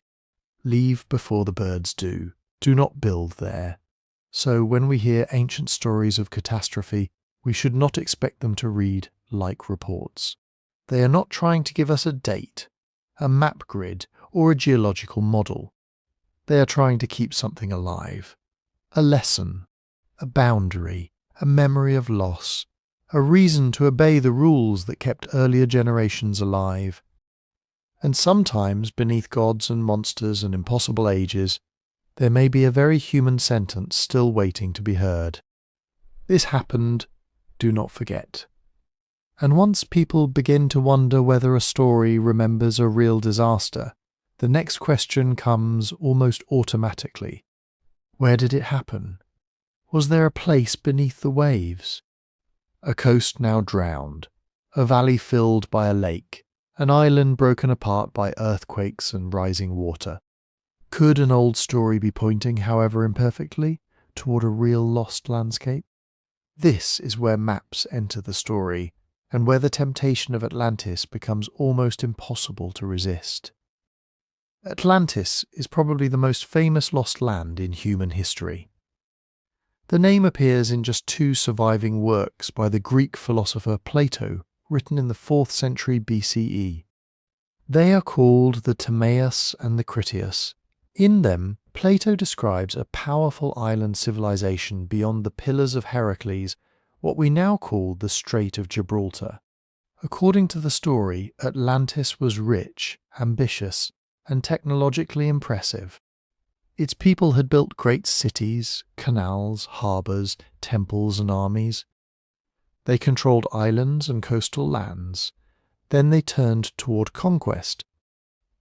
They tried to invade the ancient Athenians, and after being defeated, Atlantis was destroyed in a single terrible day and night of earthquakes and floods. The island vanished beneath the sea. It is a perfect story. Too perfect, perhaps. Plato was not writing history in the modern sense. He was a philosopher. His deepest concern was not geology or archaeology. It was the character of societies. What makes a city just? What happens when wealth creates arrogance? Can a powerful state lose its moral balance and destroy itself through greed? Atlantis gives him an answer. In Plato's account, ancient Athens represents courage, discipline, and civic virtue. Atlantis represents excess. It is wealthy beyond measure, but spiritually unstable.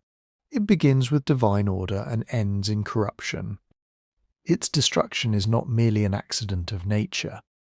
It is a moral warning. This matters because later readers often take the most dramatic parts of the story as evidence, while leaving behind the philosophical frame that gave those details meaning.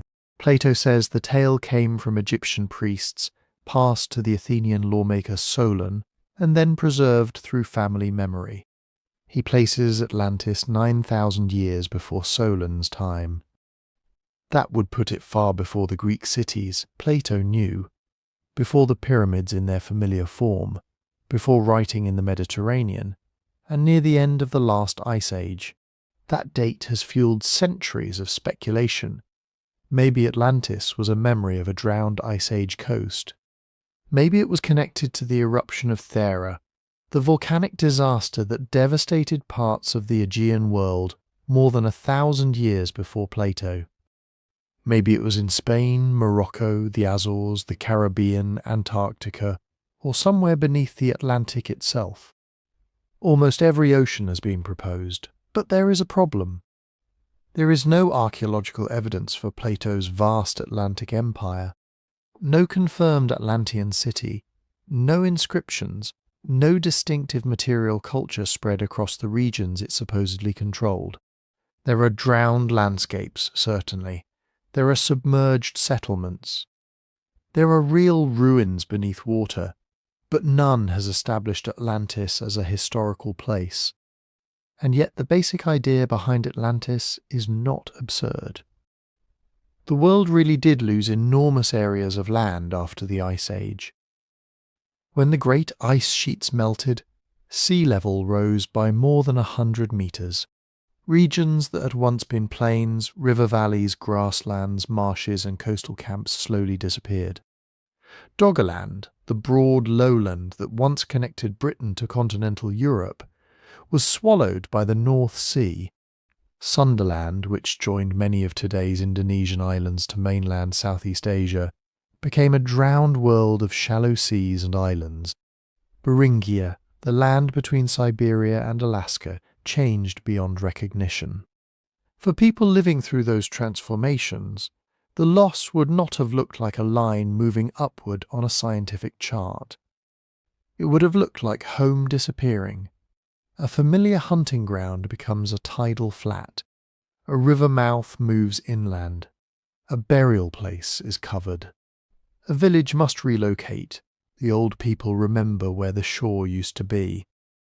Their children know it only as a story. There were real lost lands. Just not necessarily one lost super-civilization. Old maps add another layer to the mystery. A map can look authoritative even when it is uncertain.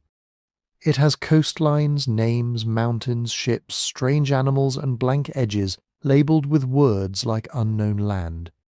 To modernize, those blanks can feel like invitations. What did the mapmaker know? Sometimes, not much. Ancient and medieval maps often blended observation with inherited tradition, religious ideas, travellers' tales, and guesswork. Coastlines were distorted, distances were compressed. Islands appeared, disappeared, and reappeared on copies made generations later. A rumoured island might be drawn because sailors expected it to exist. A copying error might become accepted geography. Even the famous mystery maps so often discussed online usually become less mysterious when historians study their sources closely.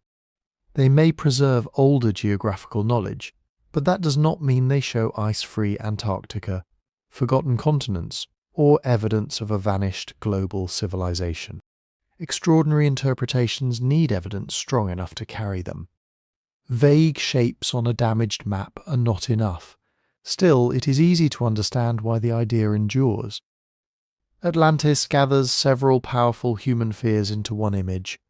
The fear that knowledge can be lost, that cities can vanish, that the sea can take what seems permanent. It also carries a quieter hope.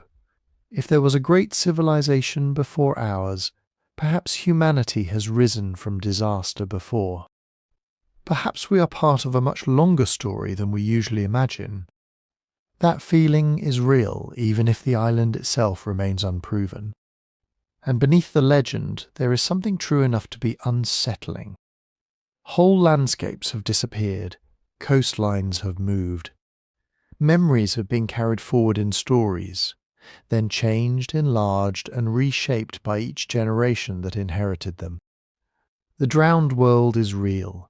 The question is whether we can learn to separate its evidence from the beautiful, dangerous dream of Atlantis. And that is where the dream often takes another turn. If Atlantis was not a drowned empire with impossible machines, then how did ancient people build the things they built? How did they cut stone so precisely? How did they move blocks weighing dozens of tons? How did they raise pyramids, align temples with the sky, and carve hard granite without steel tools, electric drills, or modern cranes? For some people, the answer seems obvious. They could not have done it alone. Maybe there was a lost civilization.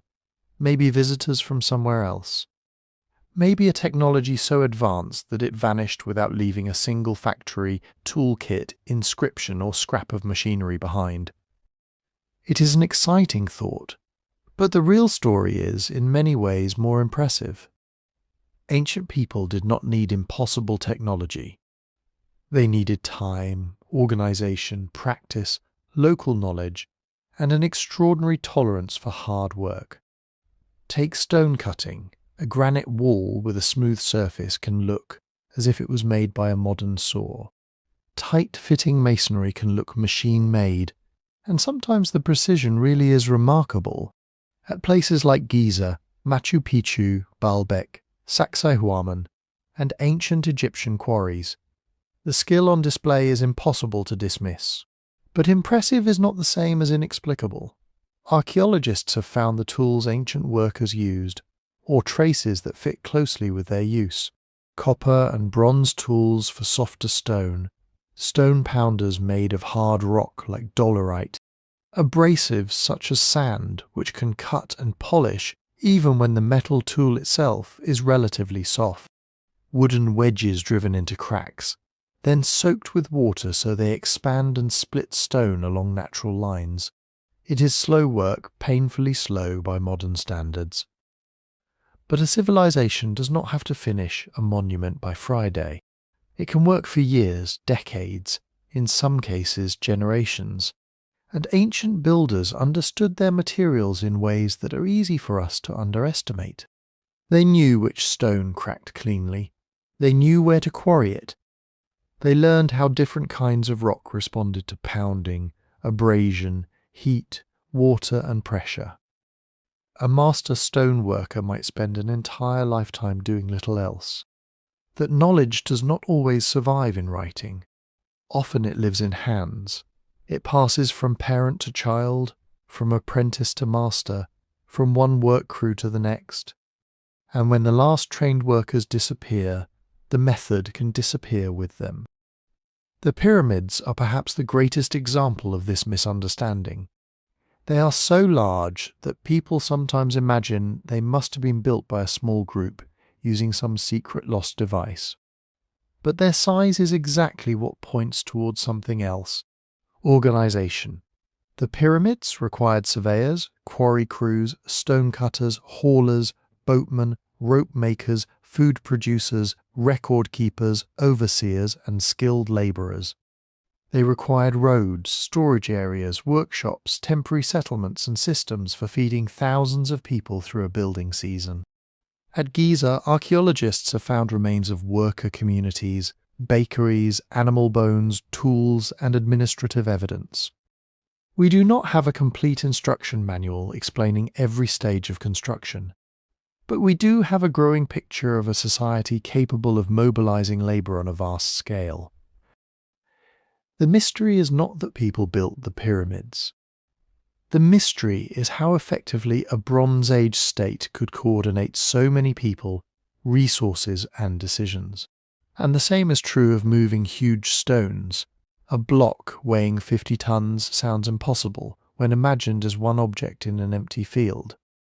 But add ropes, wooden sledges, prepared tracks, teams of workers, levers, rollers in some settings, lubricated surfaces in others, river transport where available, and careful planning over long periods of time, and the impossible begins to become difficult. Still difficult, still dangerous, still astonishing. But humanly astonishing. Experiments have shown that relatively small groups can move heavy loads using simple equipment and coordinated effort.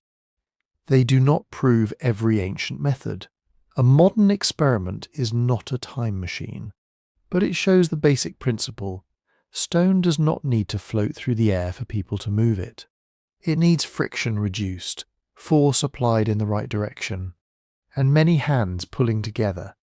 There are genuine unanswered questions here, and it is worth being honest about them. We still debate the exact ramp systems used during pyramid construction. Different ramps may have been used at different stages.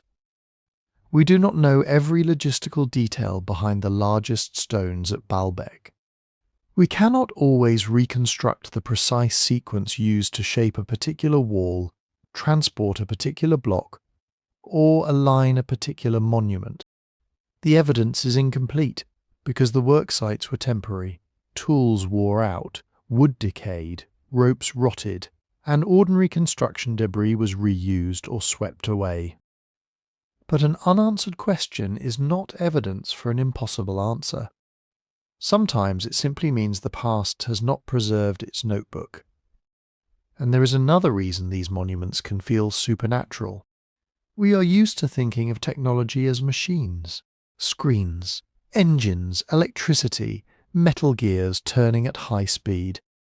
Ancient technology was often something quieter. It was geometry, learned by watching shadows. It was practical astronomy learned by returning to the same horizon for generations. It was knowing how to make lime mortar, fire, pottery, twist strong rope, shape a boat, organize a workforce, and remember 1,000 steps in the right order. A perfectly fitted stone is not proof that ancient people had lasers. It is proof that someone cared enough to keep adjusting it until it fit, maybe for days, maybe for weeks, and perhaps that is the deeper lesson. The ancient world was not filled with people waiting for a more advanced civilization to rescue them with knowledge. It was filled with experimenters, builders, sailors, farmers, craftspeople, observers of stars and seasons. People who failed, learned, tried again, and slowly turned experience into tradition. Their achievements do not become smaller when we understand them. They become more human. And once we see that, another question begins to emerge. If even great skill and careful knowledge can be lost, what happens when the societies holding that knowledge begin to fail? The answer is rarely one dramatic moment. Civilizations do not usually vanish like a lamp being switched off. They dim. First, a harvest fails. Then another. A trade route becomes dangerous. A distant port stops sending copper, tin, grain, timber, or luxury goods. A king raises taxes to pay soldiers. Local officials keep more for themselves. Farmers leave exhausted land. Cities that once seemed permanent begin to feel expensive, crowded, and vulnerable. And then, slowly or suddenly, the systems that held everything together stop working. This has happened many times. Around 1200 BCE, much of the eastern Mediterranean entered one of the most famous periods of collapse in ancient history. For centuries, the Late Bronze Age had been a connected world. Egypt, the Hittite Empire in Anatolia, Mycenaean kingdoms in Greece, city-states along the Levantine coast, Cyprus, Mesopotamia. They traded goods, exchanged diplomats, arranged royal marriages, fought wars, sent gifts, and depended on one another in ways that can seem surprisingly modern. Palaces recorded shipments of grain, merchants moved metals across the sea, craftspeople turned copper and tin into bronze, the essential material for tools, weapons, and status. It was a powerful system, but it was also fragile. Bronze required long-distance trade because copper and tin were rarely found together. Palaces concentrated wealth, labour, food, and political power in a few centres. Kings depended on administrators. Administrators depended on taxes.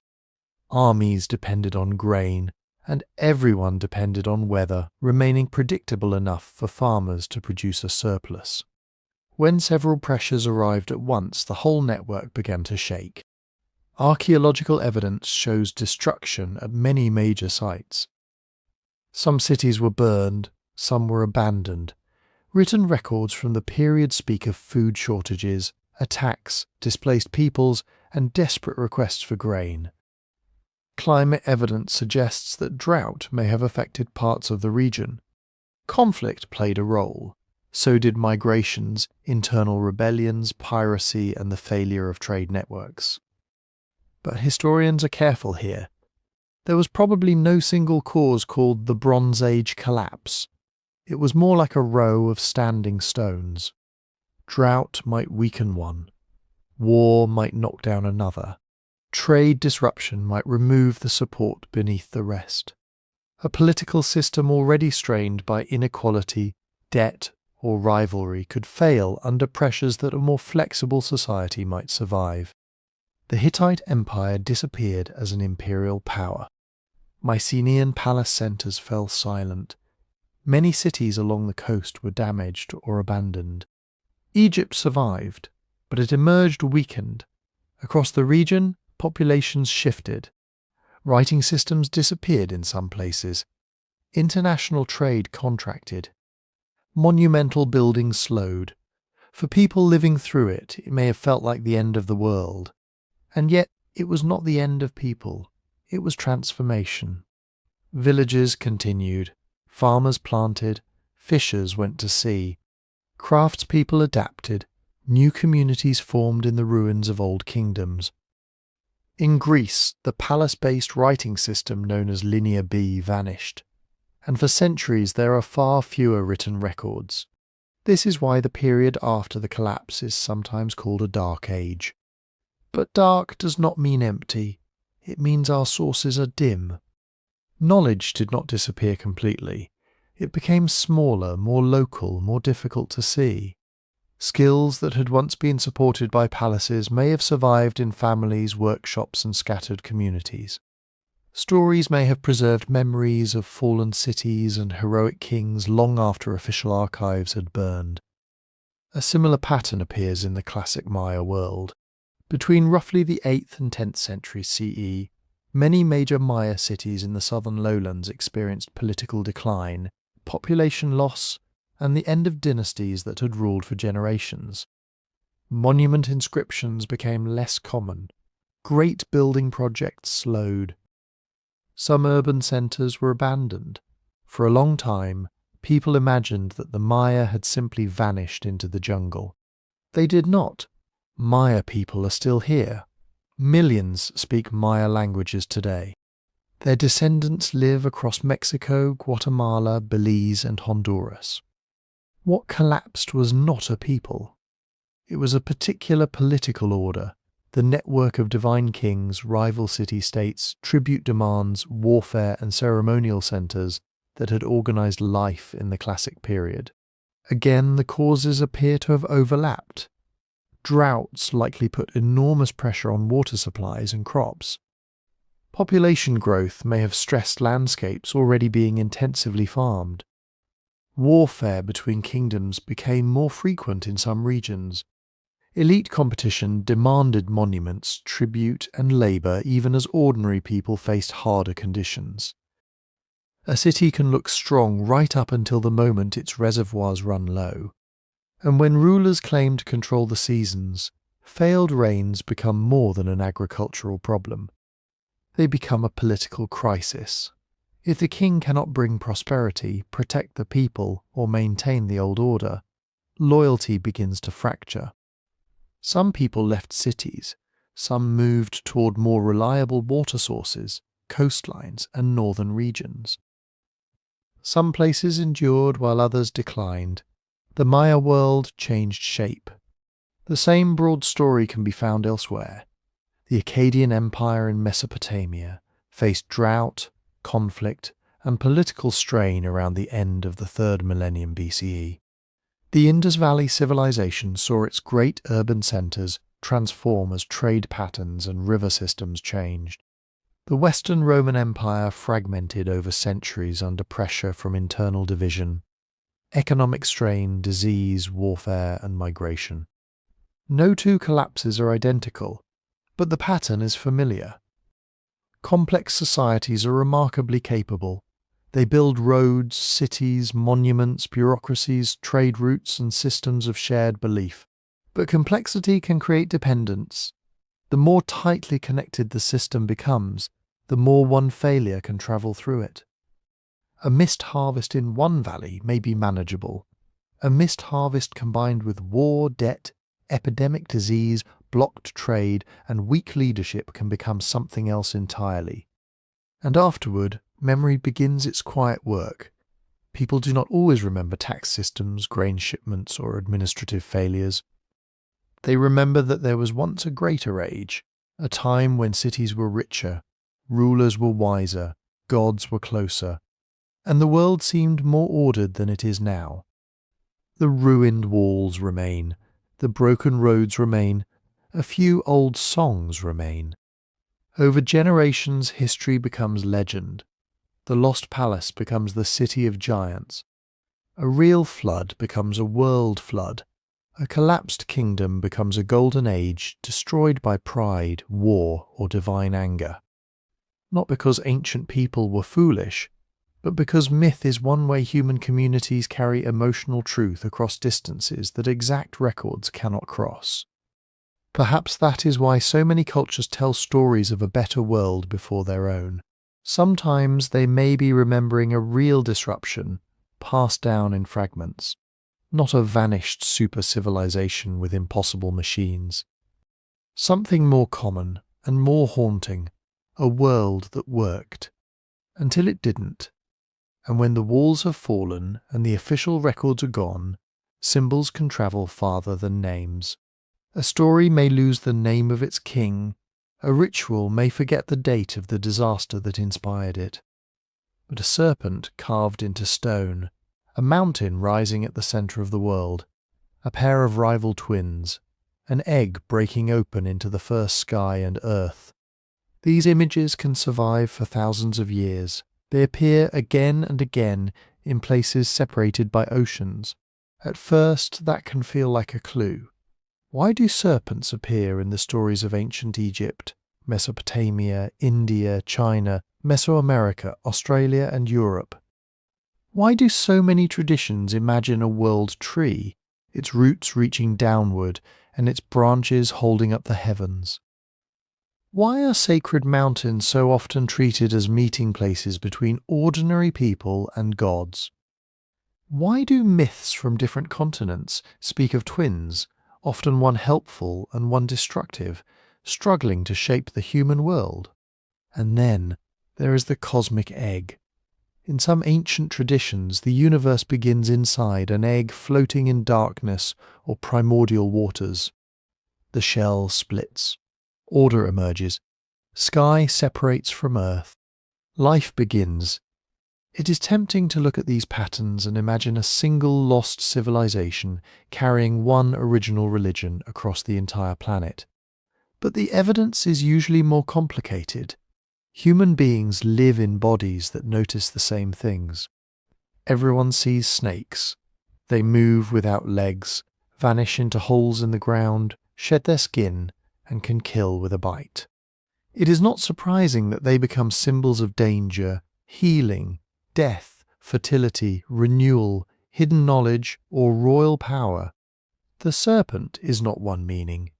It is many meanings shaped by local landscapes and local fears. A world tree makes sense for people who live among forests. Trees connect earth and sky. Their roots disappear into darkness. Their trunks stand in the human world. Their branches reach upward toward light. Even in places with few forests, a pillar, ladder, mountain, or sacred pole can perform the same symbolic job. It connects different levels of the cosmos. Sacred mountains are equally understandable. Mountains dominate horizons. Storms gather around them. Snow remains on their peaks when valleys are dry. Rivers begin there. To communities living below them, a mountain can seem like the spine of the world. Twins may reflect another familiar human experience. Life divided into opposites. Day and night, order and chaos, summer and winter, birth and death. The helpful brother and the dangerous brother may not preserve a memory of two ancient rulers. They may be a way of explaining why the world contains both beauty and suffering.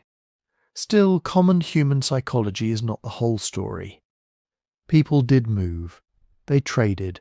They married beyond their communities. They carried beads, metals, crops, languages, techniques, songs and stories along rivers, across deserts, through mountain passes and over seas. Symbols could travel with them, changing a little in every new place. A winged image in one region might inspire another far away. A god, animal, or ritual motif could be borrowed, translated, and fitted into a completely different worldview. But resemblance alone is not proof of contact.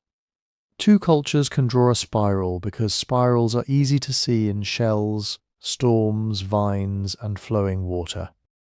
Two cultures can build pyramidal monuments because stacked stone naturally creates a stable, tall structure. Two gods can hold snakes without having any shared ancestor at all. The real question is not simply, do these symbols look alike? It is, do we find the pathways between them? Shared dates, trade goods, languages, artistic sequences, borrowed techniques, genetic connections, inscriptions, settlements along the route. Sometimes we do, often we do not, and perhaps that is more interesting than a single hidden origin. The same symbols do not necessarily tell us that every culture came from one forgotten source. They tell us that humans everywhere kept asking the same enormous questions. Where did we come from? Why does the world contain danger? What holds the sky up? What happens when we die? How can a fragile life be renewed? Different answers, different gods, different stories. But beneath them, the same old human need to make a frightening world feel meaningful. And this is where the ancient world becomes more connected than it first appears. Not connected in the modern sense. No passports, no scheduled ships. No maps with borders drawn in neat coloured lines. Most people probably never travelled more than a few days from the place where they were born. But objects did. A piece of black volcanic glass could travel from one valley to another, passed from hunter to trader, trader to family, family to village. A shell gathered on a distant coast could end up buried with someone hundreds of miles inland. A bright red pigment, a rare green stone, a lump of copper, a string of beads, a strange new seed. All of these could move through the world long before anyone wrote down where they came from. And unlike stories, some of these objects can still be traced. Obsidian is one of the clearest examples. It looks like dark glass because it is dark glass formed when volcanic lava cools too quickly to become ordinary stone. It breaks into edges sharper than steel. For ancient toolmakers, it was valuable. For archaeologists, it is even more valuable because each volcanic source has its own chemical fingerprint. Find an obsidian blade in a village, test its chemistry, and sometimes you can identify the mountain where the stone first formed. Again and again, the answer is surprising. Tools found far from volcanic regions were made from obsidian brought across long distances. In the ancient Near East, communities exchanged obsidian from Anatolia and other volcanic zones over routes stretching hundreds of kilometers. In parts of the Mediterranean, obsidian from islands such as Melos reached mainland communities thousands of years ago. These were not accidental discoveries. They suggest repeated movement, remembered routes, and people who knew that a particular distant place held a material worth seeking. Now picture what that really means. Someone had to know the source existed. Someone had to travel there, or know someone who did. Someone had to carry the raw stone or the finished blades through a chain of exchanges, and someone had to recognize its value at the far end. That is not a lost global empire. It is something more ordinary and perhaps more impressive. It is trust spreading outward, relationships extending beyond one village. Human beings building networks one conversation, one marriage, one gift, one journey at a time. Shells tell a similar story. For people living near the sea, shells were common. For people living deep inland, they were unusual, beautiful, and charged with meaning. Archaeologists have found marine shells in graves and settlements far from coastlines, sometimes shaped into beads or ornaments. Their presence tells us that the coast was not isolated from the interior. Rivers, trails, and seasonal travel linked landscapes that look separate on a modern map. Pigments travelled too. Ochre, manganese, and other coloured minerals were used for decoration, ritual, painting, and perhaps marking identity. A particular colour could be more than colour. It could say, "This is who we are. This is where our people gather. This is how we honour the dead." Later, metals expanded these networks even further. Copper ores are not found everywhere. Tin is rarer still. But bronze requires both. That simple fact helped create long-distance exchange systems across the ancient world. Communities with access to copper, tin, gold, silver, amber, lapis lazuli, ivory, incense, and fine textiles became connected to communities that wanted them. The deep blue stone called lapis lazuli offers one famous example. Much of the ancient world's lapis came from mines in what is now northeastern Afghanistan. Yet lapis appears in ancient Mesopotamia and Egypt, thousands of kilometers away.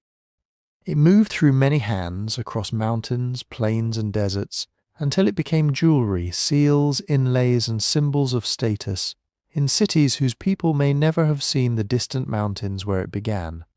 And land was not the only route.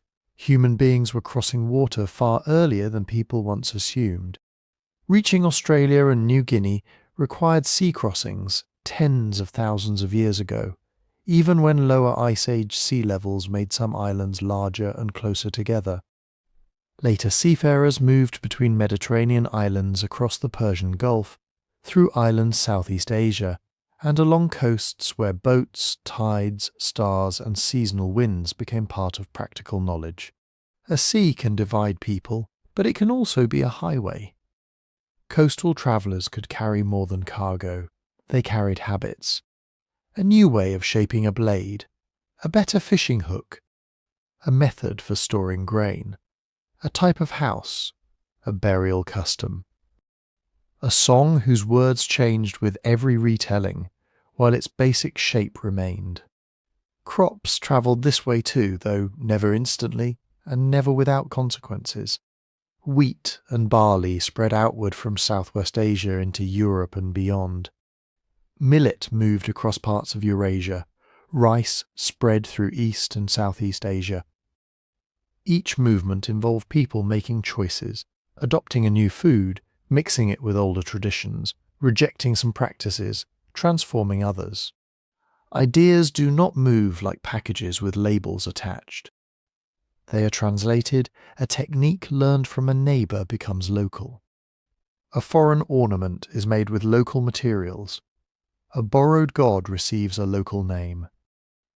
A story carried across a mountain pass becomes a different story by the time it reaches the next valley. That is why cultural resemblance can be real without being simple. Ancient Egypt did not need to be founded by visitors from Atlantis to exchange materials and artistic ideas with the Levant, Nubia, the Aegean and Mesopotamia. Mesopotamian cities did not need secret teachers from a vanished continent to participate in routes reaching Iran, Anatolia, the Persian Gulf, and the Indus Valley. The great civilizations of the Bronze Age were already connected by merchants, sailors, migrants, diplomats, craft workers, captives and families, not perfectly connected, not equally connected, and not connected to every place on Earth. There are enormous gaps in the evidence. Organic goods rot. Wooden boats disappear. Spoken agreements leave no inscriptions. A trader who crossed a mountain pass may leave behind nothing but one bead in one grave. But incomplete evidence is not the same as no connection.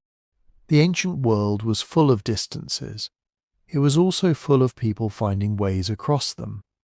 And once you understand that people, materials and ideas could travel farther than we once imagined, another question begins to rise. What else is out there, still hidden, not hidden in some impossible underground library, not waiting beneath every hill in the form of a lost super-civilization, but hidden in a more ordinary and more astonishing way, under forest roots, beneath desert sand, below modern farms and cities, at the bottom of rivers, lakes and seas. For most of archaeology's history, the past could only be found by walking across the ground and noticing something unusual. A broken pot, a line of stones, a low mound where no mound should be. Archaeologists still do this, and it remains essential. But now they have new ways of seeing. Satellites can look down on landscapes too large for any person to explore on foot. They can detect faint changes in soil colour, moisture, vegetation, and elevation. A buried wall may hold water differently from the surrounding earth. An ancient ditch may make crops grow a little taller. A long-forgotten road may appear as a pale line across a field, visible only when the sun is low, or after a particular season of rain. From space, the ground begins to reveal patterns. In dry regions, satellite imagery has helped trace ancient roads, canals, field systems and settlements that are almost invisible at ground level. Across parts of the Middle East and North Africa, researchers have followed the ghostly outlines of caravan routes and old river channels. Places that now look empty may once have been connected by water, grazing land and regular human movement. Deserts preserve some things because they are dry, but they also bury them. A settlement can disappear beneath drifting sand. A river can change course and abandon a city. A lake can shrink, leaving former shorelines far from the water. When archaeologists combine satellite images with climate data, old maps and surveys on the ground, they can begin to reconstruct landscapes that no longer exist. And then there is LiDAR. LiDAR works by sending out pulses of laser light, often from an aircraft, and measuring how long they take to return. Trees, branches and leaves reflect many of those pulses. But some reach the ground. With enough measurements, researchers can digitally remove the forest canopy and reveal the shape of the land beneath. This has transformed archaeology in rainforests. In the Maya lowlands of Central America, LiDAR has revealed dense networks of settlements, terraces, reservoirs, defensive earthworks, raised roads and agricultural fields beneath forests that once seemed nearly empty. It did not prove that every part of the jungle was covered by cities. But it showed something important. The ancient Maya landscape was often more populated, more engineered, and more interconnected than older models had suggested. The forest had not erased the past. It had simply grown over it. Similar surprises have appeared in the Amazon. For a long time, many researchers imagined much of the rainforest as a place occupied only by small, scattered communities with little lasting impact on the land. But earthworks, mound complexes, geometric enclosures, managed forests, dark enriched soils, and networks of settlements have complicated that picture. The Amazon was not one thing. It was never a single empty wilderness, and it was not one vast city either. It was a mosaic of different societies, some small, some larger, some shaping the landscape in ways that remained difficult to see until new methods made them visible. River valleys tell another version of the same story. Rivers attract people. They provide water, fish, fertile soil, transport routes, and natural corridors through difficult terrain. But rivers also flood, shift, cut new channels, and bury old ground beneath layers of mud. Entire landscapes can lie below a modern floodplain, preserved in fragments beneath fields and towns. Remote sensing can identify old river courses, buried ditches, foundations, and ancient fields. But the image alone is never the final answer. A strange shape on a screen might be a wall, or it might be a geological formation, a drainage line, a modern track, or nothing at all. That is where archaeology becomes patient again. After the scan comes the survey. After the survey comes excavation. A small trench, a careful layer of soil removed, the recording of every stone, seed, bone, post hole, and fragment of charcoal exactly where it was found. Then comes dating. Charcoal can sometimes be dated by radiocarbon methods. So can bone, shell, seeds, and other once-living materials, if they are preserved well enough. Pottery styles can be compared. Sediment layers can be studied. Tools can be examined for wear and manufacture. In some cases, ancient DNA, pollen, chemical residues, and isotopes add still more pieces to the puzzle. And after that comes the slowest part. Other researchers check the methods. They challenge the interpretation. They ask whether the dates are secure, whether the sample was contaminated, whether the supposed building is actually natural, whether a dramatic claim fits all the evidence or only the most exciting fragment. This can feel less thrilling than discovery, but it is what keeps archaeology from turning every shadow into a palace. Underwater archaeology adds another layer of mystery. At the end of the last ice age, global sea levels rose by more than 100 meters. Coastlines moved inland, plains became seabed, river valleys flooded. Places where people may once have camped, hunted, fished, traded, or built homes now lie beneath waves. The drowned landscape known as Doggerland once connected Britain to mainland Europe. Today it lies under the North Sea. Fishermen have recovered bones, tools, and pieces of ancient landscape from its waters. Geophysical surveys have traced old river channels beneath the seabed, reminders that this was once dry land where humans and animals moved through a changing world. Elsewhere, submerged settlements, harbours, roads, and structures have been found along coasts from the Mediterranean to the Black Sea and beyond. Some sank because of rising water, some because earthquakes lowered the land. Some were swallowed slowly, generation by generation, as shorelines changed. So yes, the past still holds surprises, real ones. Not because history was invented yesterday, but because the evidence is incomplete, buried, drowned, scattered, and constantly being studied in new ways. Every new scan, every excavation, every carefully dated layer has the power to change the map a little. And sometimes changing the map changes the story. But changing the map also raises a harder question. If so much of the past is buried, drowned, eroded, or simply not yet examined, how would we know if something truly large had existed before the civilizations we recognize? What would a lost civilization leave behind? Not a few strange stones. Not a single wall beneath the sea.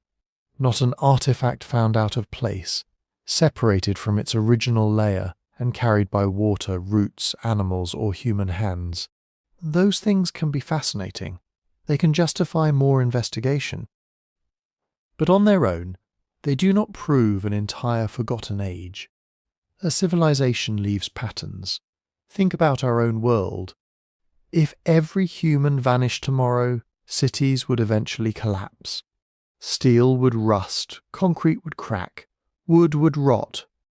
Roads would buckle under roots and frost. Within thousands of years, many buildings would be reduced to low, confusing mounds. But we would not disappear cleanly. We have moved more earth than many natural rivers. We have cut mountains open for minerals. We have dug mines deep into bedrock. We have reshaped coastlines, dammed rivers, drained wetlands, cleared forests, and spread layers of concrete, brick, glass, and metal across the planet. Even if our tallest towers fell, the planet would remember that something unusual had happened here. Our plastics would be one clue. Plastic does break down, but it often breaks into smaller and smaller pieces rather than vanishing completely. In sediments, future geologists might find strange layers filled with microscopic polymers, synthetic chemicals and materials that do not occur naturally in those combinations. They would find metals too, not just an occasional bronze knife or iron nail, because those can corrode away. They would find the signatures of large-scale extraction and processing. Copper, lead, zinc, aluminum, chromium, rare earth elements. Huge amounts moved from one part of the planet to another, concentrated in places where nature would not normally put them. They might find fly ash from coal burning, radioactive isotopes from nuclear testing, chemical changes in soils, lakes, glaciers, and ocean sediments, a sudden spike in carbon released from fossil fuels, traces of industrial agriculture, fertilizers altering nitrogen and phosphorus cycles, the bones of domesticated animals appearing in extraordinary numbers. Our world is connected by global material networks. A phone contains minerals from several continents. A city is built from stone, steel, fuel, timber, sand, and chemicals gathered from far beyond its horizon. An industrial civilization does not just leave a settlement. It leaves a planetary footprint, and that is why the question becomes more complicated. If there had been a civilization before the last ice age, perhaps one living along coasts now drowned beneath the sea, archaeology might reasonably expect its remains to be difficult to find. Small settlements made of wood, reeds, mud brick, and fibre could vanish with remarkable thoroughness. Coastal camps could be submerged, scattered by currents, or buried beneath meters of sediment. A society with trade, boats, farming, monuments, and regional networks is not impossible in principle. The human past has repeatedly shown that people can become more organized, more inventive, and more connected than earlier generations expected. But an industrial civilization is a different claim. A society using steam power, mass metallurgy, global mining, chemical manufacturing, or something comparable would likely leave evidence on a much larger scale, not necessarily intact machines. Nobody should expect a million-year-old factory with its windows still in place. Time is not kind to factories, but the deeper signatures might remain. This is where scientists use a word that sounds intimidating but describes a simple problem. Taphonomy. Taphonomy is the study of what happens to things after they are buried, abandoned, drowned, burned, eaten, crushed, scattered, or fossilized. It explains why the archaeological record is not a library with every page preserved. It is more like a fire-damaged archive after a flood, with most of the books missing and the surviving pages mixed together. Erosion removes landscapes. Rivers cut through old ground. Wind strips away soil. Glaciers grind entire regions clean. Forests grow, die, and grow again. Coastlines shift.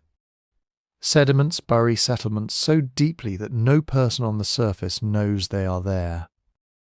And then there is plate tectonics. The ocean floor is constantly being created and destroyed. Much of the seafloor is geologically young because older crust is pushed down into the mantle at subduction zones. On land, mountains rise and erode. Continents collide. Rocks are heated, folded, melted, and remade. Over tens of millions of years, the evidence of almost anything becomes rare. So absence of evidence is not always evidence of absence. That phrase is often used too casually, but it contains a real warning. We should not assume that what has not been found could never have existed. At the same time, absence matters when we know what kind of evidence should be there. If someone claims there was a worldwide industrial civilization only 12,000 years ago, the expectation is not merely that we should find one mysterious object.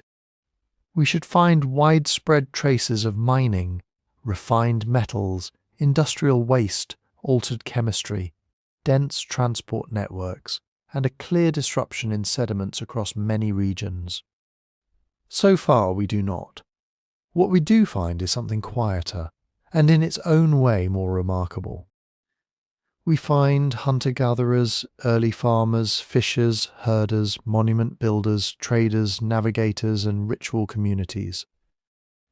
We find societies capable of cooperation, long-distance exchange, careful observation of the sky, and astonishing feats of construction without factories, electricity, or machines.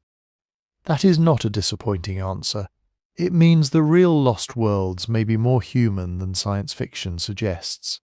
Coastal villages swallowed by rising seas, river communities buried under floodplain mud, early ceremonial centres hidden beneath later settlements, networks of people whose names, languages and stories are gone, but whose descendants carried fragments of their knowledge onward. The record is silent in many places, but silence does not say everything is possible. It asks us to listen carefully for the kinds of echoes different worlds would leave behind. And perhaps that is why the idea of a lost world has such power over us. Not just because buried cities are exciting, not just because the sea has covered old coastlines, or because archaeology keeps finding that people in the past were more capable than we once imagined. The idea reaches deeper than that. Almost every age has imagined a world before its own. A time when people were wiser, stronger, closer to the gods, closer to nature, or simply less broken than they are now. The ancient Greeks told of a golden age. In the poet Hesiod's account, the first humans lived under the rule of Kronos. They did not need to labour for food. The earth gave generously. People did not grow old in misery. They lived in peace, and when they died, they passed away as if falling asleep. Then came decline. The golden age gave way to silver, then bronze, then the age of heroes, and finally the Iron Age. Hesiod believed he himself lived in that last age, an age of hard work, conflict, injustice, and failing trust between people. It is a familiar feeling, not necessarily the belief that history literally moved through metals, but the feeling that something has been lost, that the world used to make more sense, that ancestors knew rules we have forgotten. In ancient India, long traditions described great cycles of time, with ages of increasing disorder. In the present age, the Kali Yuga, righteousness is diminished, and life becomes more difficult. In Iranian traditions, history could be understood as a great struggle between order and destruction. In the biblical story of Eden, humanity begins in a garden, near to God before exile, labour, pain, and death enter the human story. Different cultures, different landscapes, different gods, But a similar shape appears again and again. First, there was closeness. Then there was separation. First, there was knowledge. Then it was lost. First, there was order. Then people became proud, violent, forgetful, or divided. It would be easy to hear these stories and assume ancient people were simply nostalgic. But nostalgia is only part of it. These stories were doing important work. They explained why life could be difficult. Why must people work the fields? Why do rulers rule? Why are there rules about marriage, burial, food, trade, sacrifice, and kinship? Why does suffering exist in a world that sometimes seems so beautiful? An origin story gave these questions a shape. It connected a living community to ancestors, sacred places, and shared obligations. It said, "We belong here. We came from somewhere. We inherited something. And because we inherited it, we have duties." For a king, ancestry could provide legitimacy. A ruler who claimed descent from a god, a culture hero, or a founder was not merely powerful. He was presented as part of the proper order of the universe. For a village, a clan, or a people, ancestry could do something gentler. It could turn scattered families into one community. A shared ancestor, whether historical, legendary, or somewhere in between, made strangers into relatives. And in a world where drought, war, disease, and flood could transform everything within a few seasons, the past offered stability. The old ones had seen it before. The ancestors had survived the first flood. They had received the first laws. They had learned which plants healed, where the animals migrated, when the stars marked the changing seasons. Even when the details changed in every retelling, the message remained. Life is survivable because knowledge can be carried forward. But there was another side to this. A golden age is often a criticism of the present. When a poet says that people were once more just, he may be speaking about corruption in his own city. When a priest speaks of forgotten laws, he may be warning that current behaviour has become dangerous. When a tradition describes ancient harmony, it may be asking its listeners to restore harmony now. The distant past becomes a mirror. People look into it and see what they fear they have become. This is why stories of decline can be so emotionally convincing. Everyone knows that some things really are lost. Languages disappear. Forests are cut down. Families forget names. Skills vanish when the last person who knows them dies. A library burns. A coastline floods. A community scatters, and generations of memory can become a few fragments. Loss is not imaginary, but neither is it the whole story. Every age also creates. Every generation learns things its ancestors did not know. Ancient farmers understood soils, seasons, seeds, and animals in ways many modern people no longer do. But modern medicine has prevented suffering that would once have seemed unavoidable. Ancient navigators crossed oceans by stars, winds, birds, and currents. Modern science can trace the movement of continents, read genetic relationships, and detect settlements hidden beneath forests and falls. History is not a simple fall from perfection. It is gain and loss, invention and forgetting, destruction and repair. And that brings us back to the modern fascination with hidden history. When people imagine a vanished civilization before the known world, they are often participating in a very old human habit. The names have changed. Instead of Kronos, Eden, or the first ancestors, we may speak of Atlantis, a forgotten global culture, lost masters of stone, survivors of the Ice Age, or maps that supposedly preserve impossible knowledge. Sometimes these ideas begin with a real mystery. A drowned shoreline, a monument older than expected, an artifact whose purpose is uncertain, a myth that resembles another myth from far away. those things deserve curiosity. They may point toward migration, trade, independent invention, or archaeological landscapes still waiting beneath the sea. But mystery can also invite too much certainty. When the evidence is incomplete, the mind wants to complete it. It wants a story large enough to explain everything. A lost civilization can become an answer to questions that are still open. Who built this? How did they know that? Why do distant cultures share a symbol? What lies beneath the water? Sometimes the honest answer is we do not know yet. And sometimes the answer is less dramatic but more solid. People travelled, people traded, people watched the same sky. People faced floods, famine, death, and the need to remember. Human minds, working in different places, could arrive at similar stories because human life contains similar fears and hopes. Maybe that is the deepest silent evidence shared across ancient cultures. Not proof that one forgotten civilization taught the entire world, but proof that people everywhere looked behind them and felt the weight of what had been lost. They imagined first teachers because knowledge mattered. They told of floods because water could erase a world. They remembered golden ages because justice, abundance, and belonging were fragile.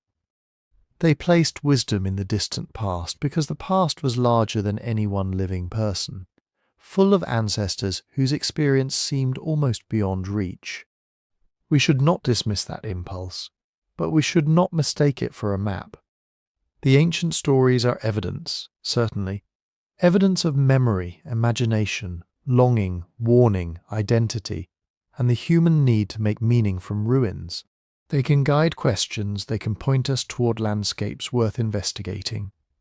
They can preserve echoes of real disasters across many generations. They cannot by themselves tell us exactly what happened. For that we need layers of soil, dates, tools, bones, plants, buildings, chemistry, DNA, and the slow patient work of comparison. The past is unfinished, not because anything we can imagine must have happened, but because so much has not yet been found, understood, or connected. And perhaps that is enough. We are not the first people to wonder whether there was a world before our own. We are simply the latest to ask, and that is where we can leave the door open without throwing away the key. There really is a deep human story beneath the familiar one.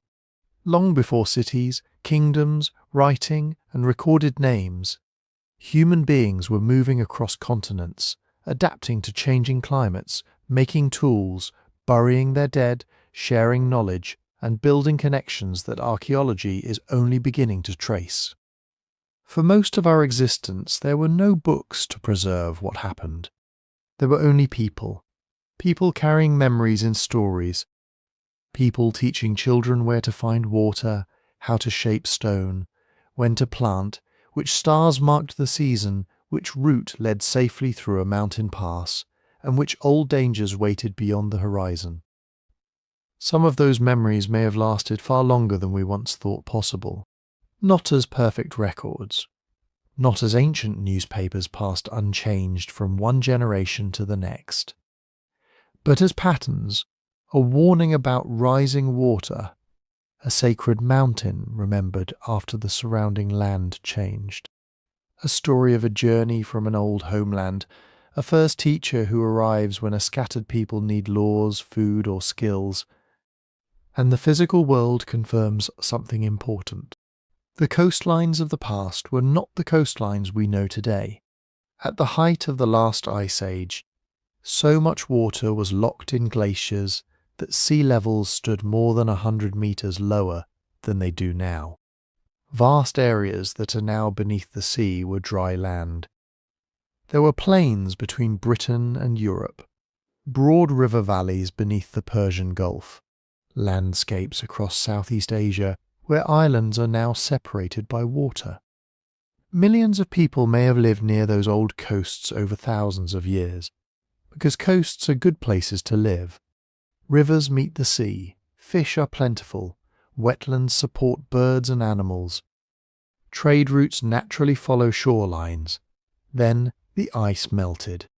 Not in one single worldwide flood, not all on the same day, but over many generations, sometimes with periods of rapid change.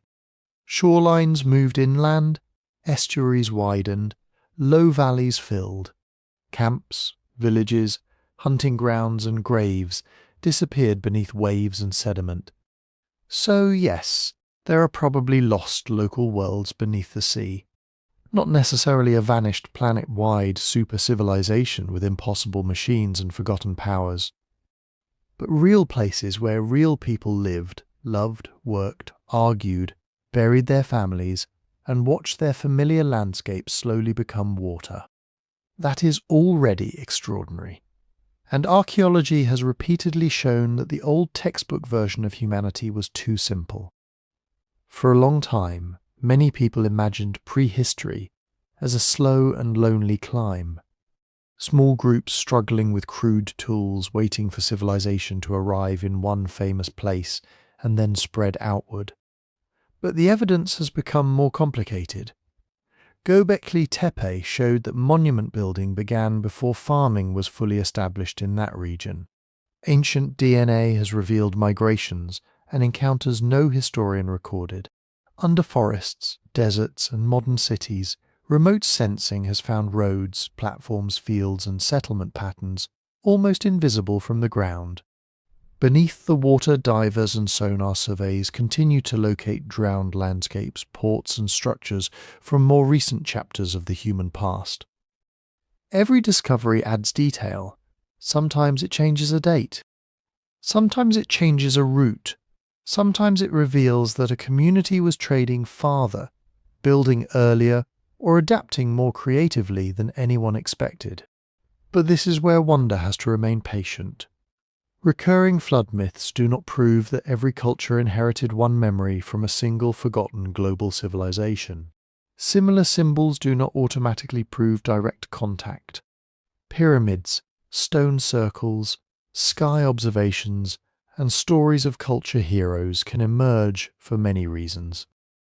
Human beings share the same planet, the same bodies, the same fears, and the same need to make order from a difficult world. Still, similarity is worth investigating. Not because it guarantees a dramatic answer, but because questions are how knowledge begins. Perhaps future discoveries will show that some migrations were earlier than we think. Perhaps more drowned settlements will be found. Perhaps an overlooked object in a museum drawer, a sediment core from an ancient lake, or a new genetic study will connect communities in ways we cannot yet see. That is possible, but real discovery does not require us to abandon evidence. In fact, evidence is what makes discovery meaningful. A claim becomes stronger when it can be tested, compared, dated, challenged, and still remain standing. The past is not a blank page where anything can be written. It is more like a vast manuscript damaged by time. Some pages are missing, some sentences are blurred. Some chapters survive only as a few words at the bottom of the sea. But more pages remain than we once imagined, and every generation learns to read a little more. So tonight, as you rest, perhaps think of the countless human lives behind the history we know, the people whose names are gone, whose homes have become soil, whose shorelines have vanished, and whose small acts of care and invention helped carry our species forward. We are not the first to ask where we came from, and we will not be the last. If you enjoyed this journey into the unfinished human story, please like, comment, and subscribe. Let us know where you are listening from tonight, and if you would like to support the channel, the best way is to listen on Spotify. The link is in the description. For now, let the old questions remain open. The Earth is still keeping its secrets, and somewhere beneath the fields, forests, deserts, and quiet water, the human story is still waiting to be found.